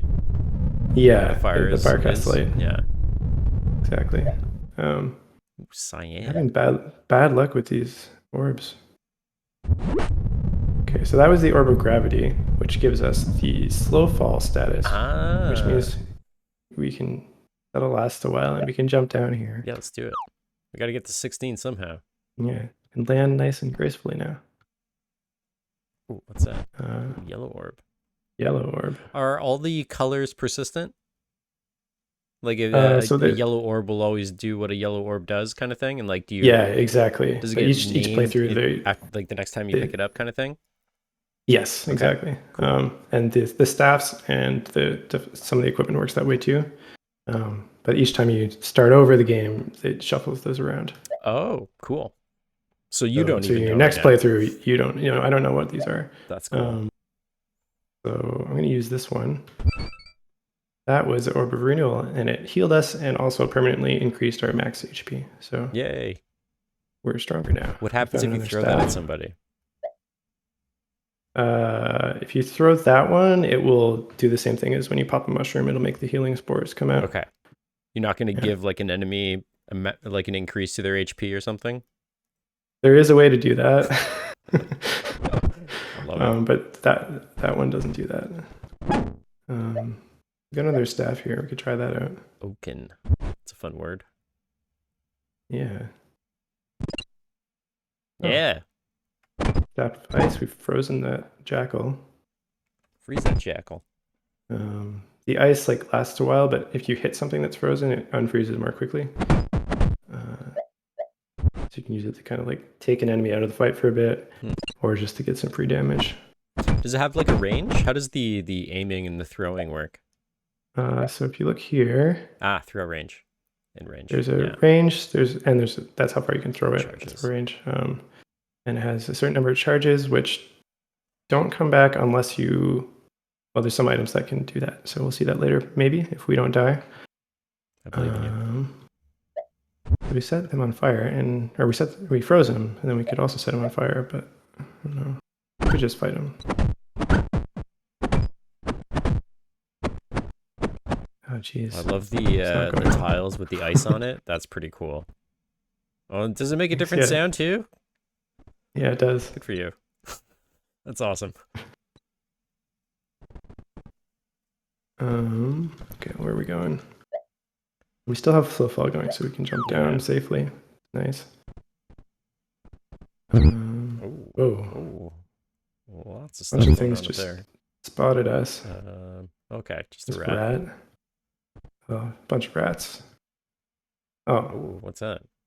I guess we'll see. it's a goblin. I but, was gonna say that looks like a kobold or something to me. What should we do? Should we just fight it, or should we use one of these staffs on it? What are how many charges do we have left on these guys? We have 2 charges of ice and 3 of fire. All right, let's fire this guy. Okay. Okay, that worked well. Oh, there's another one. So that orb of identify, or I forget exactly what it was called, that we threw that one time. If we had used it, we would get that information about like other things persistently. Like would that be like yes. that would be like a skill that we now have kind of thing? No, you can use it and identify a specific item with it. Okay. Yes. Yeah. There's certain items where like if you don't do that and you put it on, it could be cursed and then you can't take it off and it has a bad effect. Cool. So yeah. We haven't found much equipment yet though, aside from staffs. This is cool. I love how the jumping down is like it could be a spot, but sometimes it's just like a big old pit. Yeah. For you to go down. So it's not as like you're not necessarily like hunting for the stairs. Is there like might they have multiple ways down? Or is it always just gonna be like one clump somewhere? No, often they have multiple ones. It's the way the generation works is it kind of like fills out the level, and as it's doing that, it just kind of randomly chooses what tile to put there based on the last one it did, and there's different like probabilities that get chained for that. So you end up having clumps of things together, but they're not always the same. Yeah. And then if it happens that there's no holes, then I have a thing that runs after that to add holes in. That's actually pretty dope. Because that's like I've played a lot of Rogue in my life. I haven't played too much of Rogue. I probably should. Hey, James is here. But like in Rogue, you're hunting like the stairs, right? Or it's a trap door that pushes you down or something like that. And that's just like a random thing. But I like the organicness of like, oh, here's a hole here, but maybe I'll just keep looking because I might find another one later on or something like that, as opposed to having to backtrack or something. Yeah, another interesting thing is that, and maybe people who play roguelikes would be unhappy with this, but it actually, the level generation changes depending where you choose to jump down. Oh, like if you jump down a hole in a cave area, it'll be more likely to generate a cave level and stuff like that. Oh, that's to make it cool. Feel more continuous. Yep. Yeah, like that's not something I want the players to be consciously aware of, Sure. but it's just to help it feel like a connected space. Yeah, so we got another data orb here. We don't have anything to identify with it. Hello, James. Okay. Let's go down. We're in depth 6 already. Our light just went out. Leo in the chat asking when/where can I play this? So you cannot play it right now. I still have there's a bunch of stuff like none of the ranged attacks for the enemies work yet, and there's no ending to the game. So once I feel like I'm close now, but once I'm done, I will release it. It'll be released on itch and also on the Pico 8, the Lexilawful BBS. Nice. Has this been just like your pet project after finishing Tunic kind of thing? Mostly I've been working on a bit of Springfall stuff as well, but lately I've been very very into working on this. So it's been my main thing. Love the aesthetic. Yeah, if you follow me on Twitter, then I will post about it there, or you can follow me on itch at Sparse Game Dev for both of those. It's got a great lived-in feeling visually, Eric, for being Thank you. so seemingly like made out of such simple individual pieces. Yeah, I think that like the perspective and just the hex nature helps with that a little bit, but I'm trying to make these feel like sort of ruined spaces that these monsters have then kind of taken over, and they got stuff scattered around. And yeah, the hex is cool because it's still, it's still limited. It's not just put stuff anywhere, but it makes it sort of, it allows you to have irregular enough feeling spaces that it doesn't make everything into a box every time, I guess. Yeah, and the way I'm generating levels is I've tried to make it feel very organic, and I'm not doing like these are preset rooms I'm putting down. It's like put down the shapes and then fill it in tile by tile. So James, are you able to turn up your microphone just a scotch? Oh, I can talk louder. Am I that maybe works just too. talking too quiet? It's just you're a little soft spoken. We haven't warmed up your voice yet in the announcements. Sorry, So we've got this thing following us around here. If I throw my data orb at it, actually, I think this one doesn't have a description yet, but we can still look at its stats. I It's a was pink just jelly. teaching I was just teaching for like 8 hours straight, so Grimberby. my voice is maybe a bit strained. Yeah. Yeah. Another great name right there. It's over now there, James. Yeah, Grimberby, that's an interesting one. So this is a pink jelly. I don't have some of the descriptions in yet, but the thing with the pink jellies is when you hit them, they split in two. Oh, classic. Yeah. Burn it. So you can't actually see that right now because there's no light. If I use this orb of light, we'll be able to see. Yeah. You need the sword from Final Fantasy 1 that dispatches them without them splitting. Or is that Final Fantasy 3? Oh, I died. I should have been more careful. Oh no. Depth of 6. 6. Got some nice little classy tunes there. Oh, thank you. Yeah, when you die, there's like in Pico 8, there's a memory location where if you change that value, it slows all the audio to half speed. Ooh. I'm doing that when you die. That's cool. like the moment you take the damage. All right. So I died because I was trying to show things and being careless, but sometimes. So is this your first like big Pico 8 thing? This is my first time working with Pico 8. Yeah. No, I've never used Pico 8 before. So it's really been a learning experience. Yeah. Both Pico 8 and Lua. It's like I remember there was a time like a couple weeks in, I was like, wait a second, variables are global by default, and it was very confusing to me. Cries in programming. Yeah.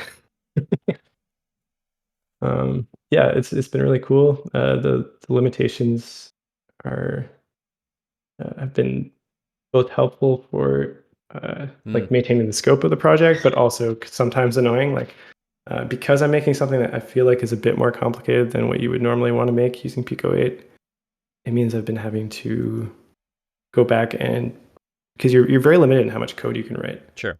And it's like based on the number of tokens, which is like meaningful parts of code. So you can get away with stuff like I'm going to cram a bunch of stuff into one string and then parse it, and that will take less tokens, and all of this stuff makes your code less readable. So eventually you're looking at all of this confusing code and you still want to fit in 4 more features, but you're not sure if you have the space. And so it's old school, part of that has helped limit the scope, and part of it means I'm spending more time on programming than it should be, but it makes for an interesting challenge, right? Like, yeah, there's definitely definitely. I don't know if you've ever seen old code from really old games where they're doing super hacky shit like that all the time, right? Yeah, exactly. It's like the same kind of thing. And I've never really had to like think about code size as something I'm optimizing for when I'm developing. So it's cool. Do you know how big this thing is? But code size wise? Like, what do you mean? Like file size, I guess. It's like 2,500 lines of code or something. That's crazy. About as much as I can fit. I love it. Right, so now we can identify this orb or this staff. Let's do the orb. Yeah. Orb of power. Sounds good. Yeah, so we didn't get any of those last time, but they're really important to the game. So we just got unlucky. That's cool. Lightning staff. So we can actually use this orb of power. I love the way that you spelled lightning with the Y. That's that is to be able to fit it on the screen. Cool. It also looks dope. I like it. Yeah. So the orb of power lets us power up our items that we found. Like permanently. So this is sort of how you specialize your characters. You're like, I want to focus on this item, and you can anytime you find an orb of power, you can put something on that or something else that works well with it. Yeah. So if you look the at rapiers are this weapon, rapier right? here. So If we were to empower this, that thing. we can increase the accuracy and damage. We could also power up the staff of lightning, which would increase the damage, the range, and how many charges it holds, and it recharges it too. Ah, okay. I think the rapier's the way to go, though. All right, let's do that. I'm not dealing with charges. Ooh. Silver amulet. sure that's sort good. of working on a sort of like vaguely similar game. I won't get too much into it, but I have a similar restriction on, you know, how long my item names and stuff can be. I think I'm going to use more sort of like Famicom or like the NES strategy of just having like big time abbreviations where you got to kind Yeah. of guess what something actually stands for. You know, I have something called like the B driller, and you got to kind of figure out Yeah. what does the B stand for.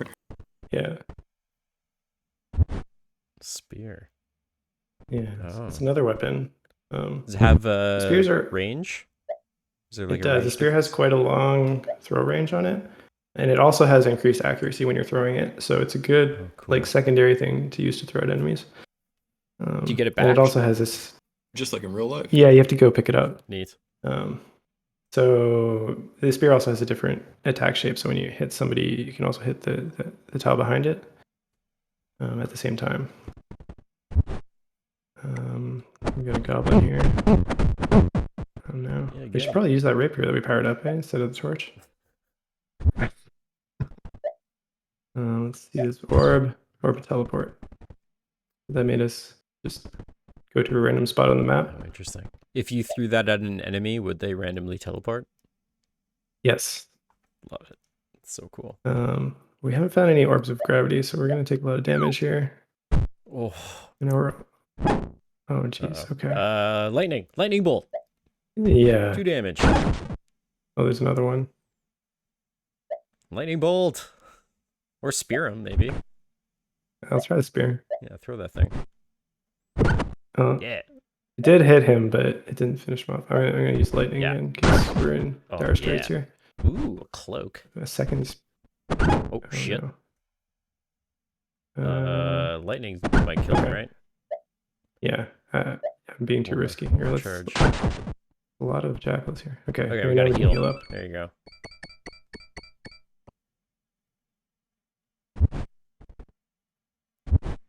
Orb of lights. Pewter amulet. Okay, we got a lot of shit. Let's look at our stuff here.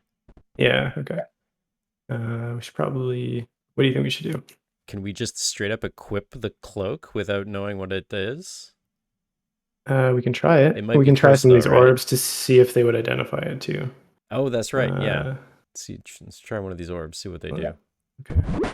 That's the orb of gravity. That's Okay. good. We need that. No, that's the other one was also orb of gravity. So yeah, we don't have a data orb. Okay. Let's cloak up. Let's roll the dice. Okay. Darkness. dark side That's cloak. probably not good. So now we can see further into the darkness. Okay, that is Got good. some unidentified items. Now I know I'm playing a Yeah. Uh-huh. roguelike. So yeah, if you look at this, it's also +1. So this one was pre-powered up when we found it. Oh. So this allows us to see 2 spaces further into the darkness, which is really good to be stealthy because now we can see pretty far even without light. And Yeah, we can 'cause also that see light- further, the- at the edges of lights. The light bonus has the adverse effect of the enemy seeing you, right? Yeah, exactly. Yeah. Now we can have a stealth build if we want. Should we put one of the amulets on too? Or are we good for now? Let's see. Silver amulet or We have 2 different amulets. pewter amulet. Well, we should definitely put at least one on. I know pewter's not great to touch, right? They used to make like little figurines out of pewter, and they're like, "Don't touch those." Or was that a different type of metal? I think pewter often used to have lead in it. So Yes. from our modern standards, we don't want to touch it. Okay, let's go with the silver one. Okay. Amulet of wisdom. Amulet That of sounds Wisdom. good. When descending, staffs recharge 1. Oh, what? So now That's super we're out of handy. lightning charges, but if we go down, it'll recharge. Can you wear multiple amulets, or would it replace our current one? You can only wear 1 amulet and Okay. 1 cloak at a time. Cool. Let's go down. Yeah. Yeah, so now we have 1 charge on our lightning staff. That's good.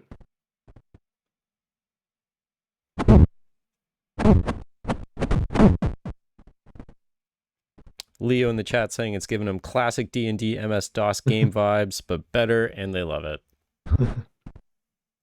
It is very Thank you. classic D&D DOS. I could see that.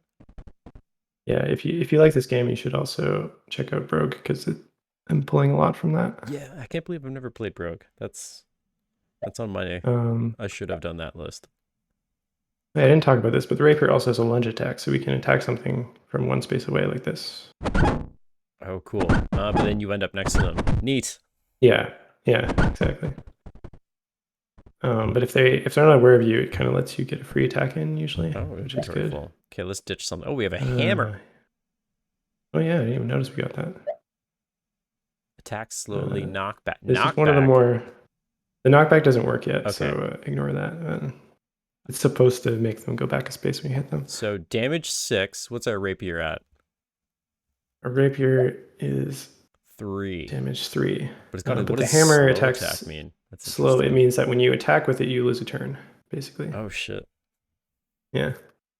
But it also stuns the enemy you're hitting for 3 turns. You just so don't want it's to get really surrounded, good against. basically.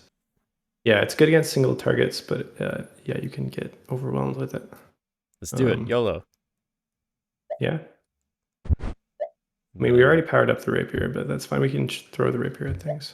Or maybe we just found it already like that. I can't remember now. Yeah, we're still out of. No, we don't need this orb of light. Let's just throw it. Can you if you throw it down? I think I'm asking too much. But if you throw an item down into the pit, will it be there when you jump down? No. Brogue does have that. Oh yeah. But actually, I don't like it because I feel like it encourages you to, if your inventory is full, just like throw a bunch of items down and go back and pick up more things, and it's like really tedious. Just carry things. Which I guess like the food clock is supposed to fight against doing stuff like that, but you can get away with it, and it feels like this is optimal play, but it feels tedious. So I don't like it. But I do wish the enemies, if you knocked them down, would go to the level below, but I don't think I'm gonna have room to. That would be pretty cool. That. Particularly like if they take a little bit of damage too, which might kill them, kind of thing. Yeah, right? exactly. Yeah, that seems complicated. All right. Go down again, I guess. Yeah, we got slow fall. Yeah. Someone's sleeping over there. This is the point where the game really becomes about managing your inventory and deciding what you want to keep and what you don't. Like we probably don't need to keep this torch from the beginning of the game. It's not very good. Throw it at that goblin. So here I can use my hammer. Yes. You'll see when I use it, they'll get like that goblin up there will move twice, and this one could attack me twice if I miss him, but we'll see. Nope. Nice. But it's very powerful. You can kill them in one hit. So he's stunned. So I can kind of move around. You know, I don't want this. Throwing it in the hole. What's that red thing on the ground? Orange and red flashing thing there? 2 down? 3 down? Yeah. This? Oh, orb of data. Orb data. So yeah, we could throw it at this goblin. Yeah. Actually, we could use it to identify this amulet. Oh, that's probably smart.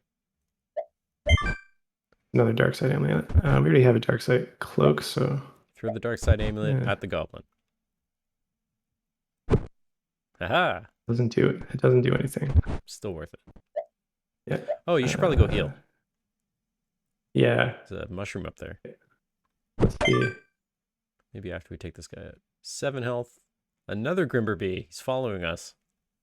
Yeah. That's pretty unlikely that the name would come out twice.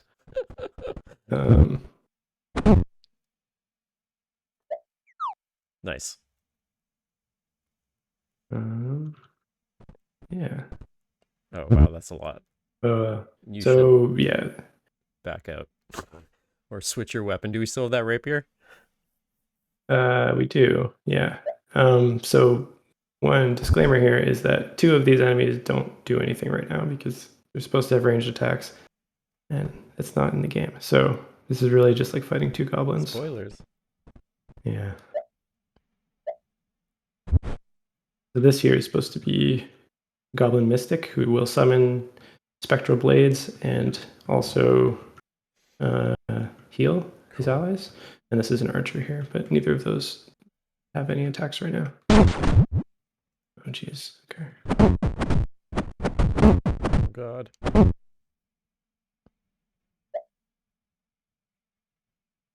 The hammer would probably actually be good against these guys. Oh, that's Oh, interesting. nice. I split the slime and then immediately hit it with the lightning. That maybe shouldn't be able to happen, but that's okay. That's fine. Yeah, we haven't had a red orb Tons yet, of or mushrooms cyan right there. orb. Do you want to? Maybe we want to throw these because I'm scared that they're going to hurt us. if we use Yeah, them. we've seen a lot of positive ones, but I feel like we're due for something that's going to hurt us soon. Let's see what this does. Oh, Orb of oh renewal. no, that was the one that heals you and increases your max HP. So I should have used that, but that's okay. I forgot we hadn't had that one Yeah, yet. that's the game. Yeah. And what about the red one? Throw it here. There we go. Yeah. So would that have frozen you if you used it? Yeah, it would have done the same effect Uh, on me and the squares around me. Great cloak. We've already got the dark side cloak, but we could. Yeah, that thing's a beast. I don't think there's anything else on this floor. Oh, there's another orb here. And an axe. Ooh. All right, we got a lot of choices this time. Okay. Um, We could probably ditch the rapier for getting an axe. That's my gut feel. Or the yeah, you sphere. favor the axe. Well, I haven't seen it yet, but I have lots of hope for this axe. Okay, and it's just a regular axe. It's not an enchanted axe. Okay. That's okay. Oh, we're not even using a weapon. Let's equip the axe. An axe now. The axe has this attack pattern where it attacks the tiles next to the tile you're attacking as well. Oh, I didn't even notice that attack shape thing, that little diagram that you have up there. That's really cool. Yeah, it's cool. Similar to you ever played the game Rust Bucket? No. No. It's like a very like almost puzzle game, like little roguelike, where you're just kind of like a little, like almost like a pawn or something like that on a chessboard. But there's lots of weapons you can get that are fun because like they actually work differently like that. You know, like they have different like areas that they actually hit. So you can get like the double daggers and it like attacks in front of you and behind you at the same time. You can get an axe that sweeps an area in front of you like Eric's axe here. Or there's like a bow and stuff like that. It's pretty fun. Oh no, there's an ogre. Has he seen me? Lightning. Oh, now he saw me. Yeah. The ogres are very strong. That's our last charge. Maybe we can beat him with the hammer though. Oh, that's smart. Yeah, it's just the one guy. It's a neat way to do weapons instead of just you know, increased attack power or something, like having like a jeez. spatial thing to it. I forgot I gave the ogres the stun ability. Should you back out and get the mushroom, or is he gonna get a free hit? He won't get a free hit. Actually, no, yeah. They attack slowly as well, but they also stun you for 3 turns. So they're like the hammer. But I have 1 healing orb. So I'm going to use that so I don't die. Yeah. No. No. Well, you made it 1 level deeper. Yeah. So I don't know if we want to do another run or if it's a good place to... We can do one. Let's do one more run. One more run. Let's do one more run. Let's see okay. what we can get. Then, yeah. We want to look at Ebony staff. Eco 8 itself. We can do that too. Sure.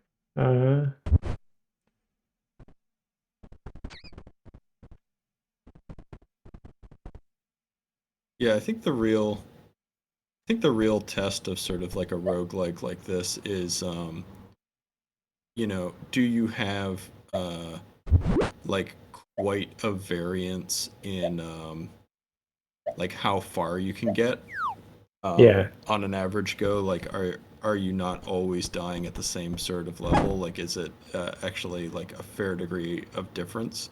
I think initially some people might think that that's bad or like annoying about roguelikes if they're too random, but it's like this one is pretty random. It's very dependent on what items you found. I think it's actually what makes it fun, so long as it feels earned and different enough. Like it's not just like, I never got health potions this time. Usually, I Yeah. always at least get a couple health potions. So some like- of the items are like rubber banded, so like if it hasn't generated enough of them, there'll be increased odds of making them. Like some of the orbs, like the healing one and the gravity one and stuff like that. Like to stuff make it like that. feel more. So there's not just like ones that seem completely unbeatable. Yeah, like stuff like that. I feel feels bad because it's not. Well, what I was going to say is that it's fun when it feels like you're dying very differently because you were faced with things that you just didn't know how to handle because you hadn't encountered them before. Yeah. Like I've never been in a situation where there was, this enemy and this other enemy, and I only had these items to beat them with, and so you're just kind of like unfamiliar with it, but it kind of like forced you to learn, Yeah, exactly. it forced you to get better, Ooh, Staff of Blink. until you kind of experience everything, and then you're like, oh, now I actually kind of get what to expect. Yeah, the Staff of Blink lets you teleport a short distance. Or a longer distance if you power it up. Let's load up on some stuff here. Yeah. Use an orb, put your cloak on, Use an orb. toss on an amulet. Oh, we can identify the cloak. Ooh, okay. Let's do that. Cloak of Defense, plus 1 Sounds armor. good. And let's go with the pewter one this time. Okay. Peace. Oh, that's a cursed item. Oh. Taking damage when dealing melee damage. Descending heals +3. That's good, Yeah. but cannot be. I tried to make the yeah, you can't remove the cursed item. Cool. There's a weird thing going on with the text there. I'll have to fix that. You can't, or I try to kind of give the cursed items an upside as well, so they could be like, this is like an alternate way or like a challenge mode. You can't power them up, but see, I can't take this off. Interesting. But if I use an orb of power on it, then I can destroy it. Oh, okay. Yeah. So we that's basically the don't want downside to to hurt putting anybody on- at this point until we can get Yeah. rid of that. Exactly. 2 bronze amulets. Oh, there's an orb. Yeah. Maybe blink far away from these guys. Good idea.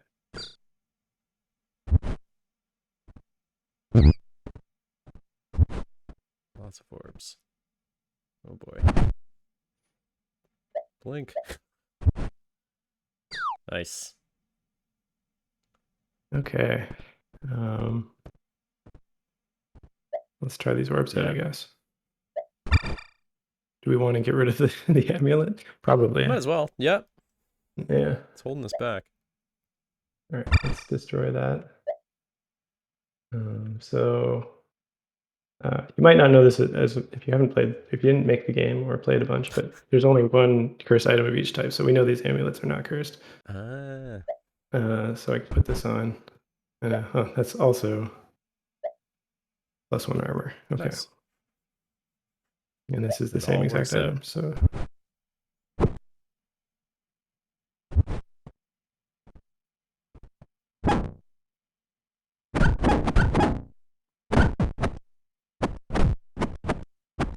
Ah. Squirrely. these jackals are, yeah.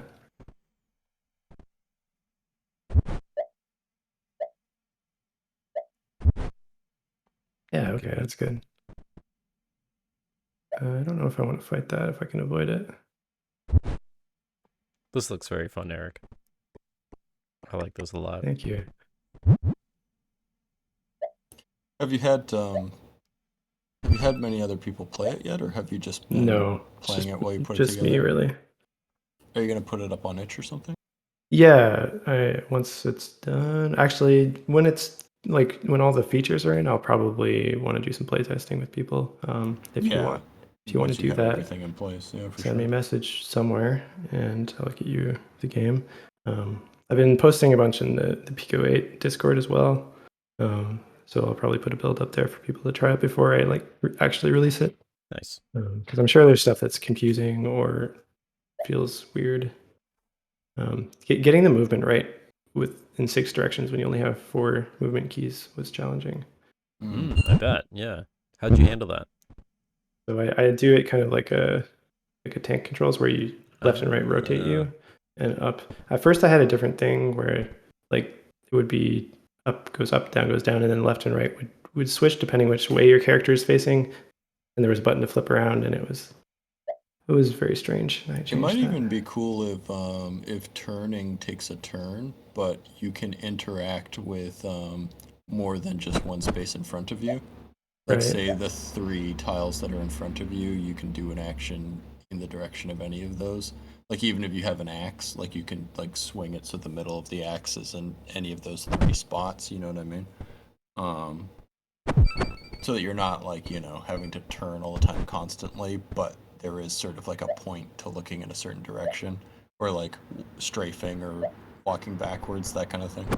Yeah, that's interesting. Might be fun. I don't know. Might just be better just to leave it how it is. But isn't that the way it is with all mechanics? Oh, right. You can't blink onto something and pick it up. What else we got? Oaken staff. Oh, why don't we use our data, orbit data on the Oaken staff, or maybe after we deal with the people that are chasing us. But Have we identified the pewter amulet yet? I can't remember. yes, I think we're wearing that. Oh yeah, you're probably right. Okay, let's just jump down the hall. Nice. Or you want to use this on the staff? Yeah. What do we got? Staff of fire +1. Good old fire. It's the theme of the night. Yeah. Yeah, let's not use the fire thing right now because we're standing in flammable things. I love that you made those If we could- flammable. That's so cool. But yeah, see if I use it now, you'll see it will spread through there. Yeah. Love it. Burn. Why are there so many jellies this time? Fire is really good. Oh, I No. crashed the game somehow. Okay, so I've been reworking some stuff, so I must have broken. That's jellies cool. being on This is what a fire. runtime error looks like in Pico. Yeah, This is Yeah. fun. yeah. Maybe that's a good way to play to stop the gameplay. Sure. Yeah. Yeah. this is, Did you want to show us some Pico stuff? if you want, I know you were asking about it earlier, but you want to look at the cool thing about Pico 8 is all the tools are kind of built in. Like here's the code editor, which for most of the time I was using this. Now I'm using VS Code because I was doing a lot of refactoring and it was kind of difficult. Yeah. But you could use this, which is very yeah, and I was using it on a little old EPC, which was very cool with the tiny screen. This is the sprite editor. Wow. So if you want, you can see all the sprites in the game. Spoiler alert. And the items. Yeah, you can look at them all like this. Could you use like Photoshop or some other external sprite editor? I think you can, and you could just stick to the. I think you can copy like an image and paste it in, and it'll convert it to the palette. Or if you stick to the palette, but I just use this because it works well enough. You're dealing with sprites that are like 8 pixels wide, so I mean it's built for it, right? So it has everything you need. Yeah, exactly. Yeah. And then like each of the sprites can have flags, so that's how I'm marking things as like collidable and stuff. These are these colored things here. Okay. That's handy. And then this is like a map editor, which is normally used to make maps, but since mine are generated, I'm using it to define probabilities and like spawn. These are all the spawns that can happen depending on what depth you're on. But it can actually, there's chances for it to generate harder things than the depth you're on as well. And then this is the cool sound editor. Oh, yes. These are all the sounds. Like, that's a flute. Wow. Fire and like lightning bolt. Yeah, it's cool. You can just like kind of draw things, and there's like different effects you can put on. Oh yeah. Look at this. and there's different voices, and you can like make one sound and then use it as an instrument in another sound, Right. which is neat. Then there's a whole like tracker interface for doing the music. I haven't touched a tracker in like 15 years. Yeah, it's I've never used a tracker before, but How'd you find working with a tracker?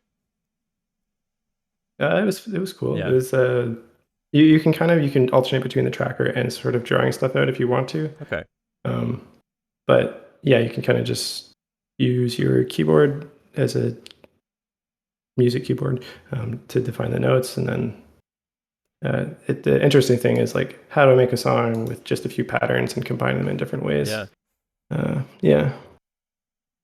That's so cool. It sounds really good. Like the music and the sound effects are all super cool. So you're definitely getting something out of it. Thank you. Yeah, Yeah, I had a lot of fun with the impressed. sounds.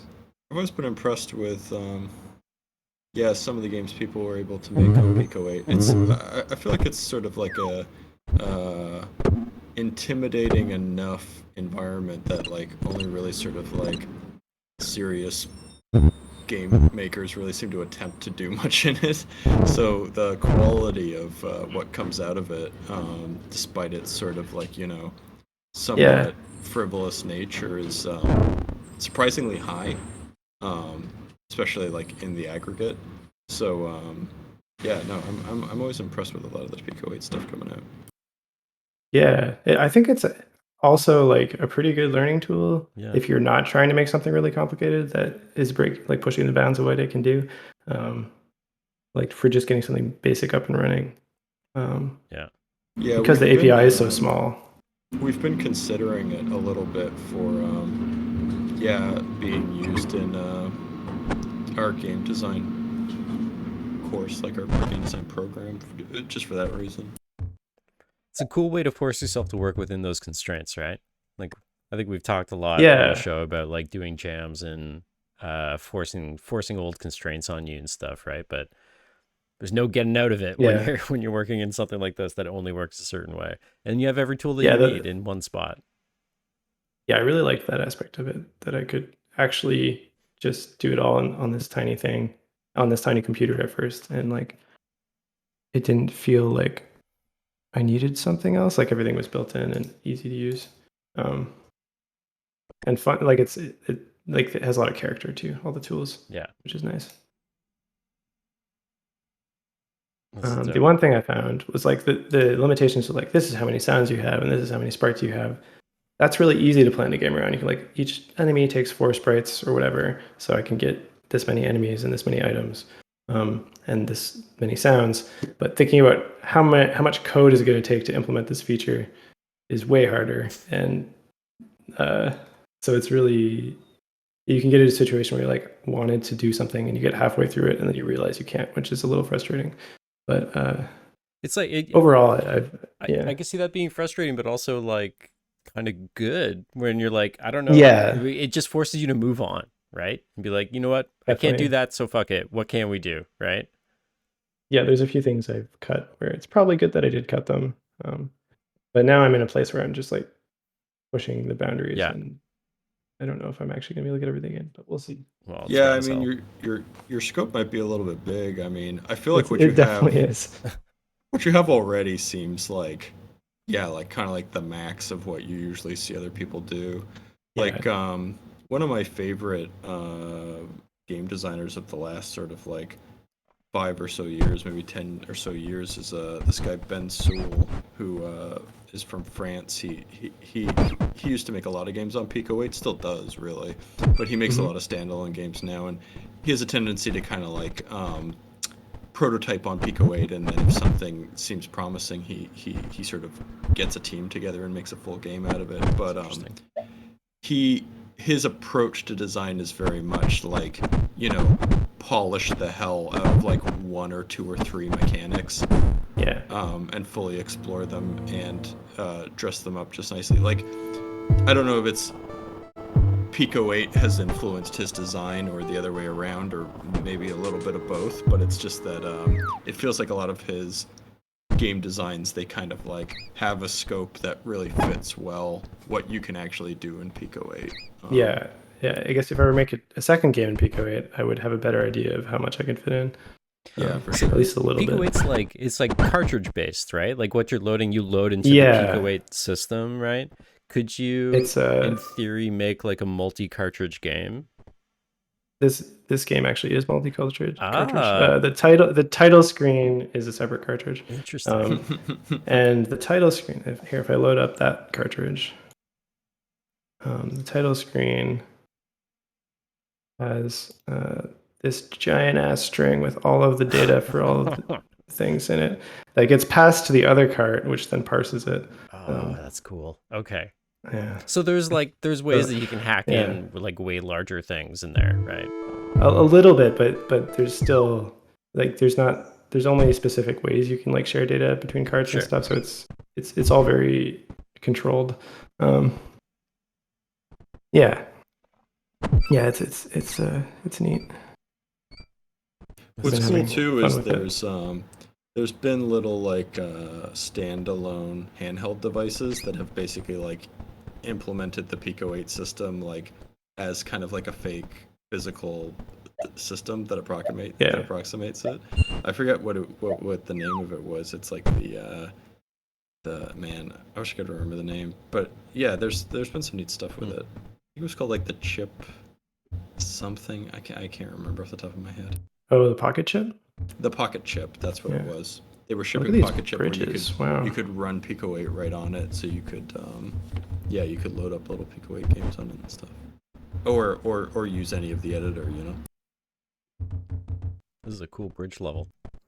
Yeah, I haven't seen too many levels that look like this.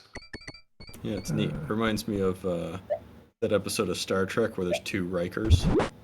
And they gotta like go down on that planet and like fix it. I think there's a lot of catwalks there so that you know they could break and then there could be drama. Sure. Yeah. So like the only things that I want to still add to this game are getting the enemy range attacks to work, most of which are going to be similar to the magic text you can do, so I can review some code. And getting the knockback to work, and then adding like the ending of the game, and that's it. But it's going to be a challenge.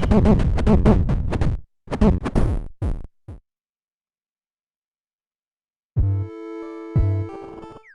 feel like if I didn't have the code limitations, I could probably finish all those things in a day. But yeah, that's the game. This is so cool. Eric, thank you for showing this. Yeah. Folks, is that going to do a wrap My pleasure. on our September edition of Dirty Rectangles? We can wrap it up. I was glad I was able to get back at least in time for Eric's game. Not to say that I wouldn't have liked to have also seen Don's presentation as well, but Yeah, it was very cool. Well, you know what, James? like Lucky for you, all of you out there. it's been recorded. Yeah, you can watch the VOD. Oh. Exactly. And in fact, it'll even be backed up on YouTube.com. Oh, as well. wow. It's like At a we later planned this time. call out. Folks, thanks so much for joining us. Also, Don Nguyen, Eric Billingsley. Let's get some Doritos in the chat, please, for all of our amazing presenters tonight. And if you, yes, you, would like to get on the show, show off one of your games, all you got to do is reach out to twitter.com/dirtyrectangles or twitter.com/rectangles_TO for the Toronto crew. Join our Discord, dirty-rectangles/Discord. You can request a presentation slot in there. We'll be back in October. Spooky October, right? Spooky games. Make a spooky Yeah, game. maybe we'll Show get it some off on our spooky spooky games. show. If you have a spooky game out there, we want to see it. We want to be spooked for the October. What else we got? Any other things we have to call out here? No, just please come on the show. We're always looking for people, of course. We always have our agents in the field tracking down game makers, trapping them. If you get a Tagging little them, nudge putting in- on your shoulder, on the back of your shoulder one night. One spooky evening walking through the park. No, wait, we won't do anything that creepy. But come on the show. Yeah, hell Talk yeah. about your game. You know, explain what writing Toronto as TKA Ronto means. Why people are putting that in there. in their Twitter bios. I don't know, but you could come on the show. You could talk about it. Is that a thing? You can talk about all kinds of stuff. I noticed it recently. I missed that memo. I was trying to think if there's something else I had for the show this week, but now it escapes me. No, I can't remember what it is. He's going to remember, folks, and he'll tell us next month, whatever it was. And we'll have James next month for the regular intro. Maybe. Hopefully. Do you teach this on Wednesday nights every We'll do weekday a now? skit. Yeah, we might have to move the show to Thursday. All or right, something we'll until figure the it end of out. the semester. Never a dull moment around here. Okay, folks, we're going to get out of here. Thanks so much for tuning in, and we will see you next month. Bye. Hey.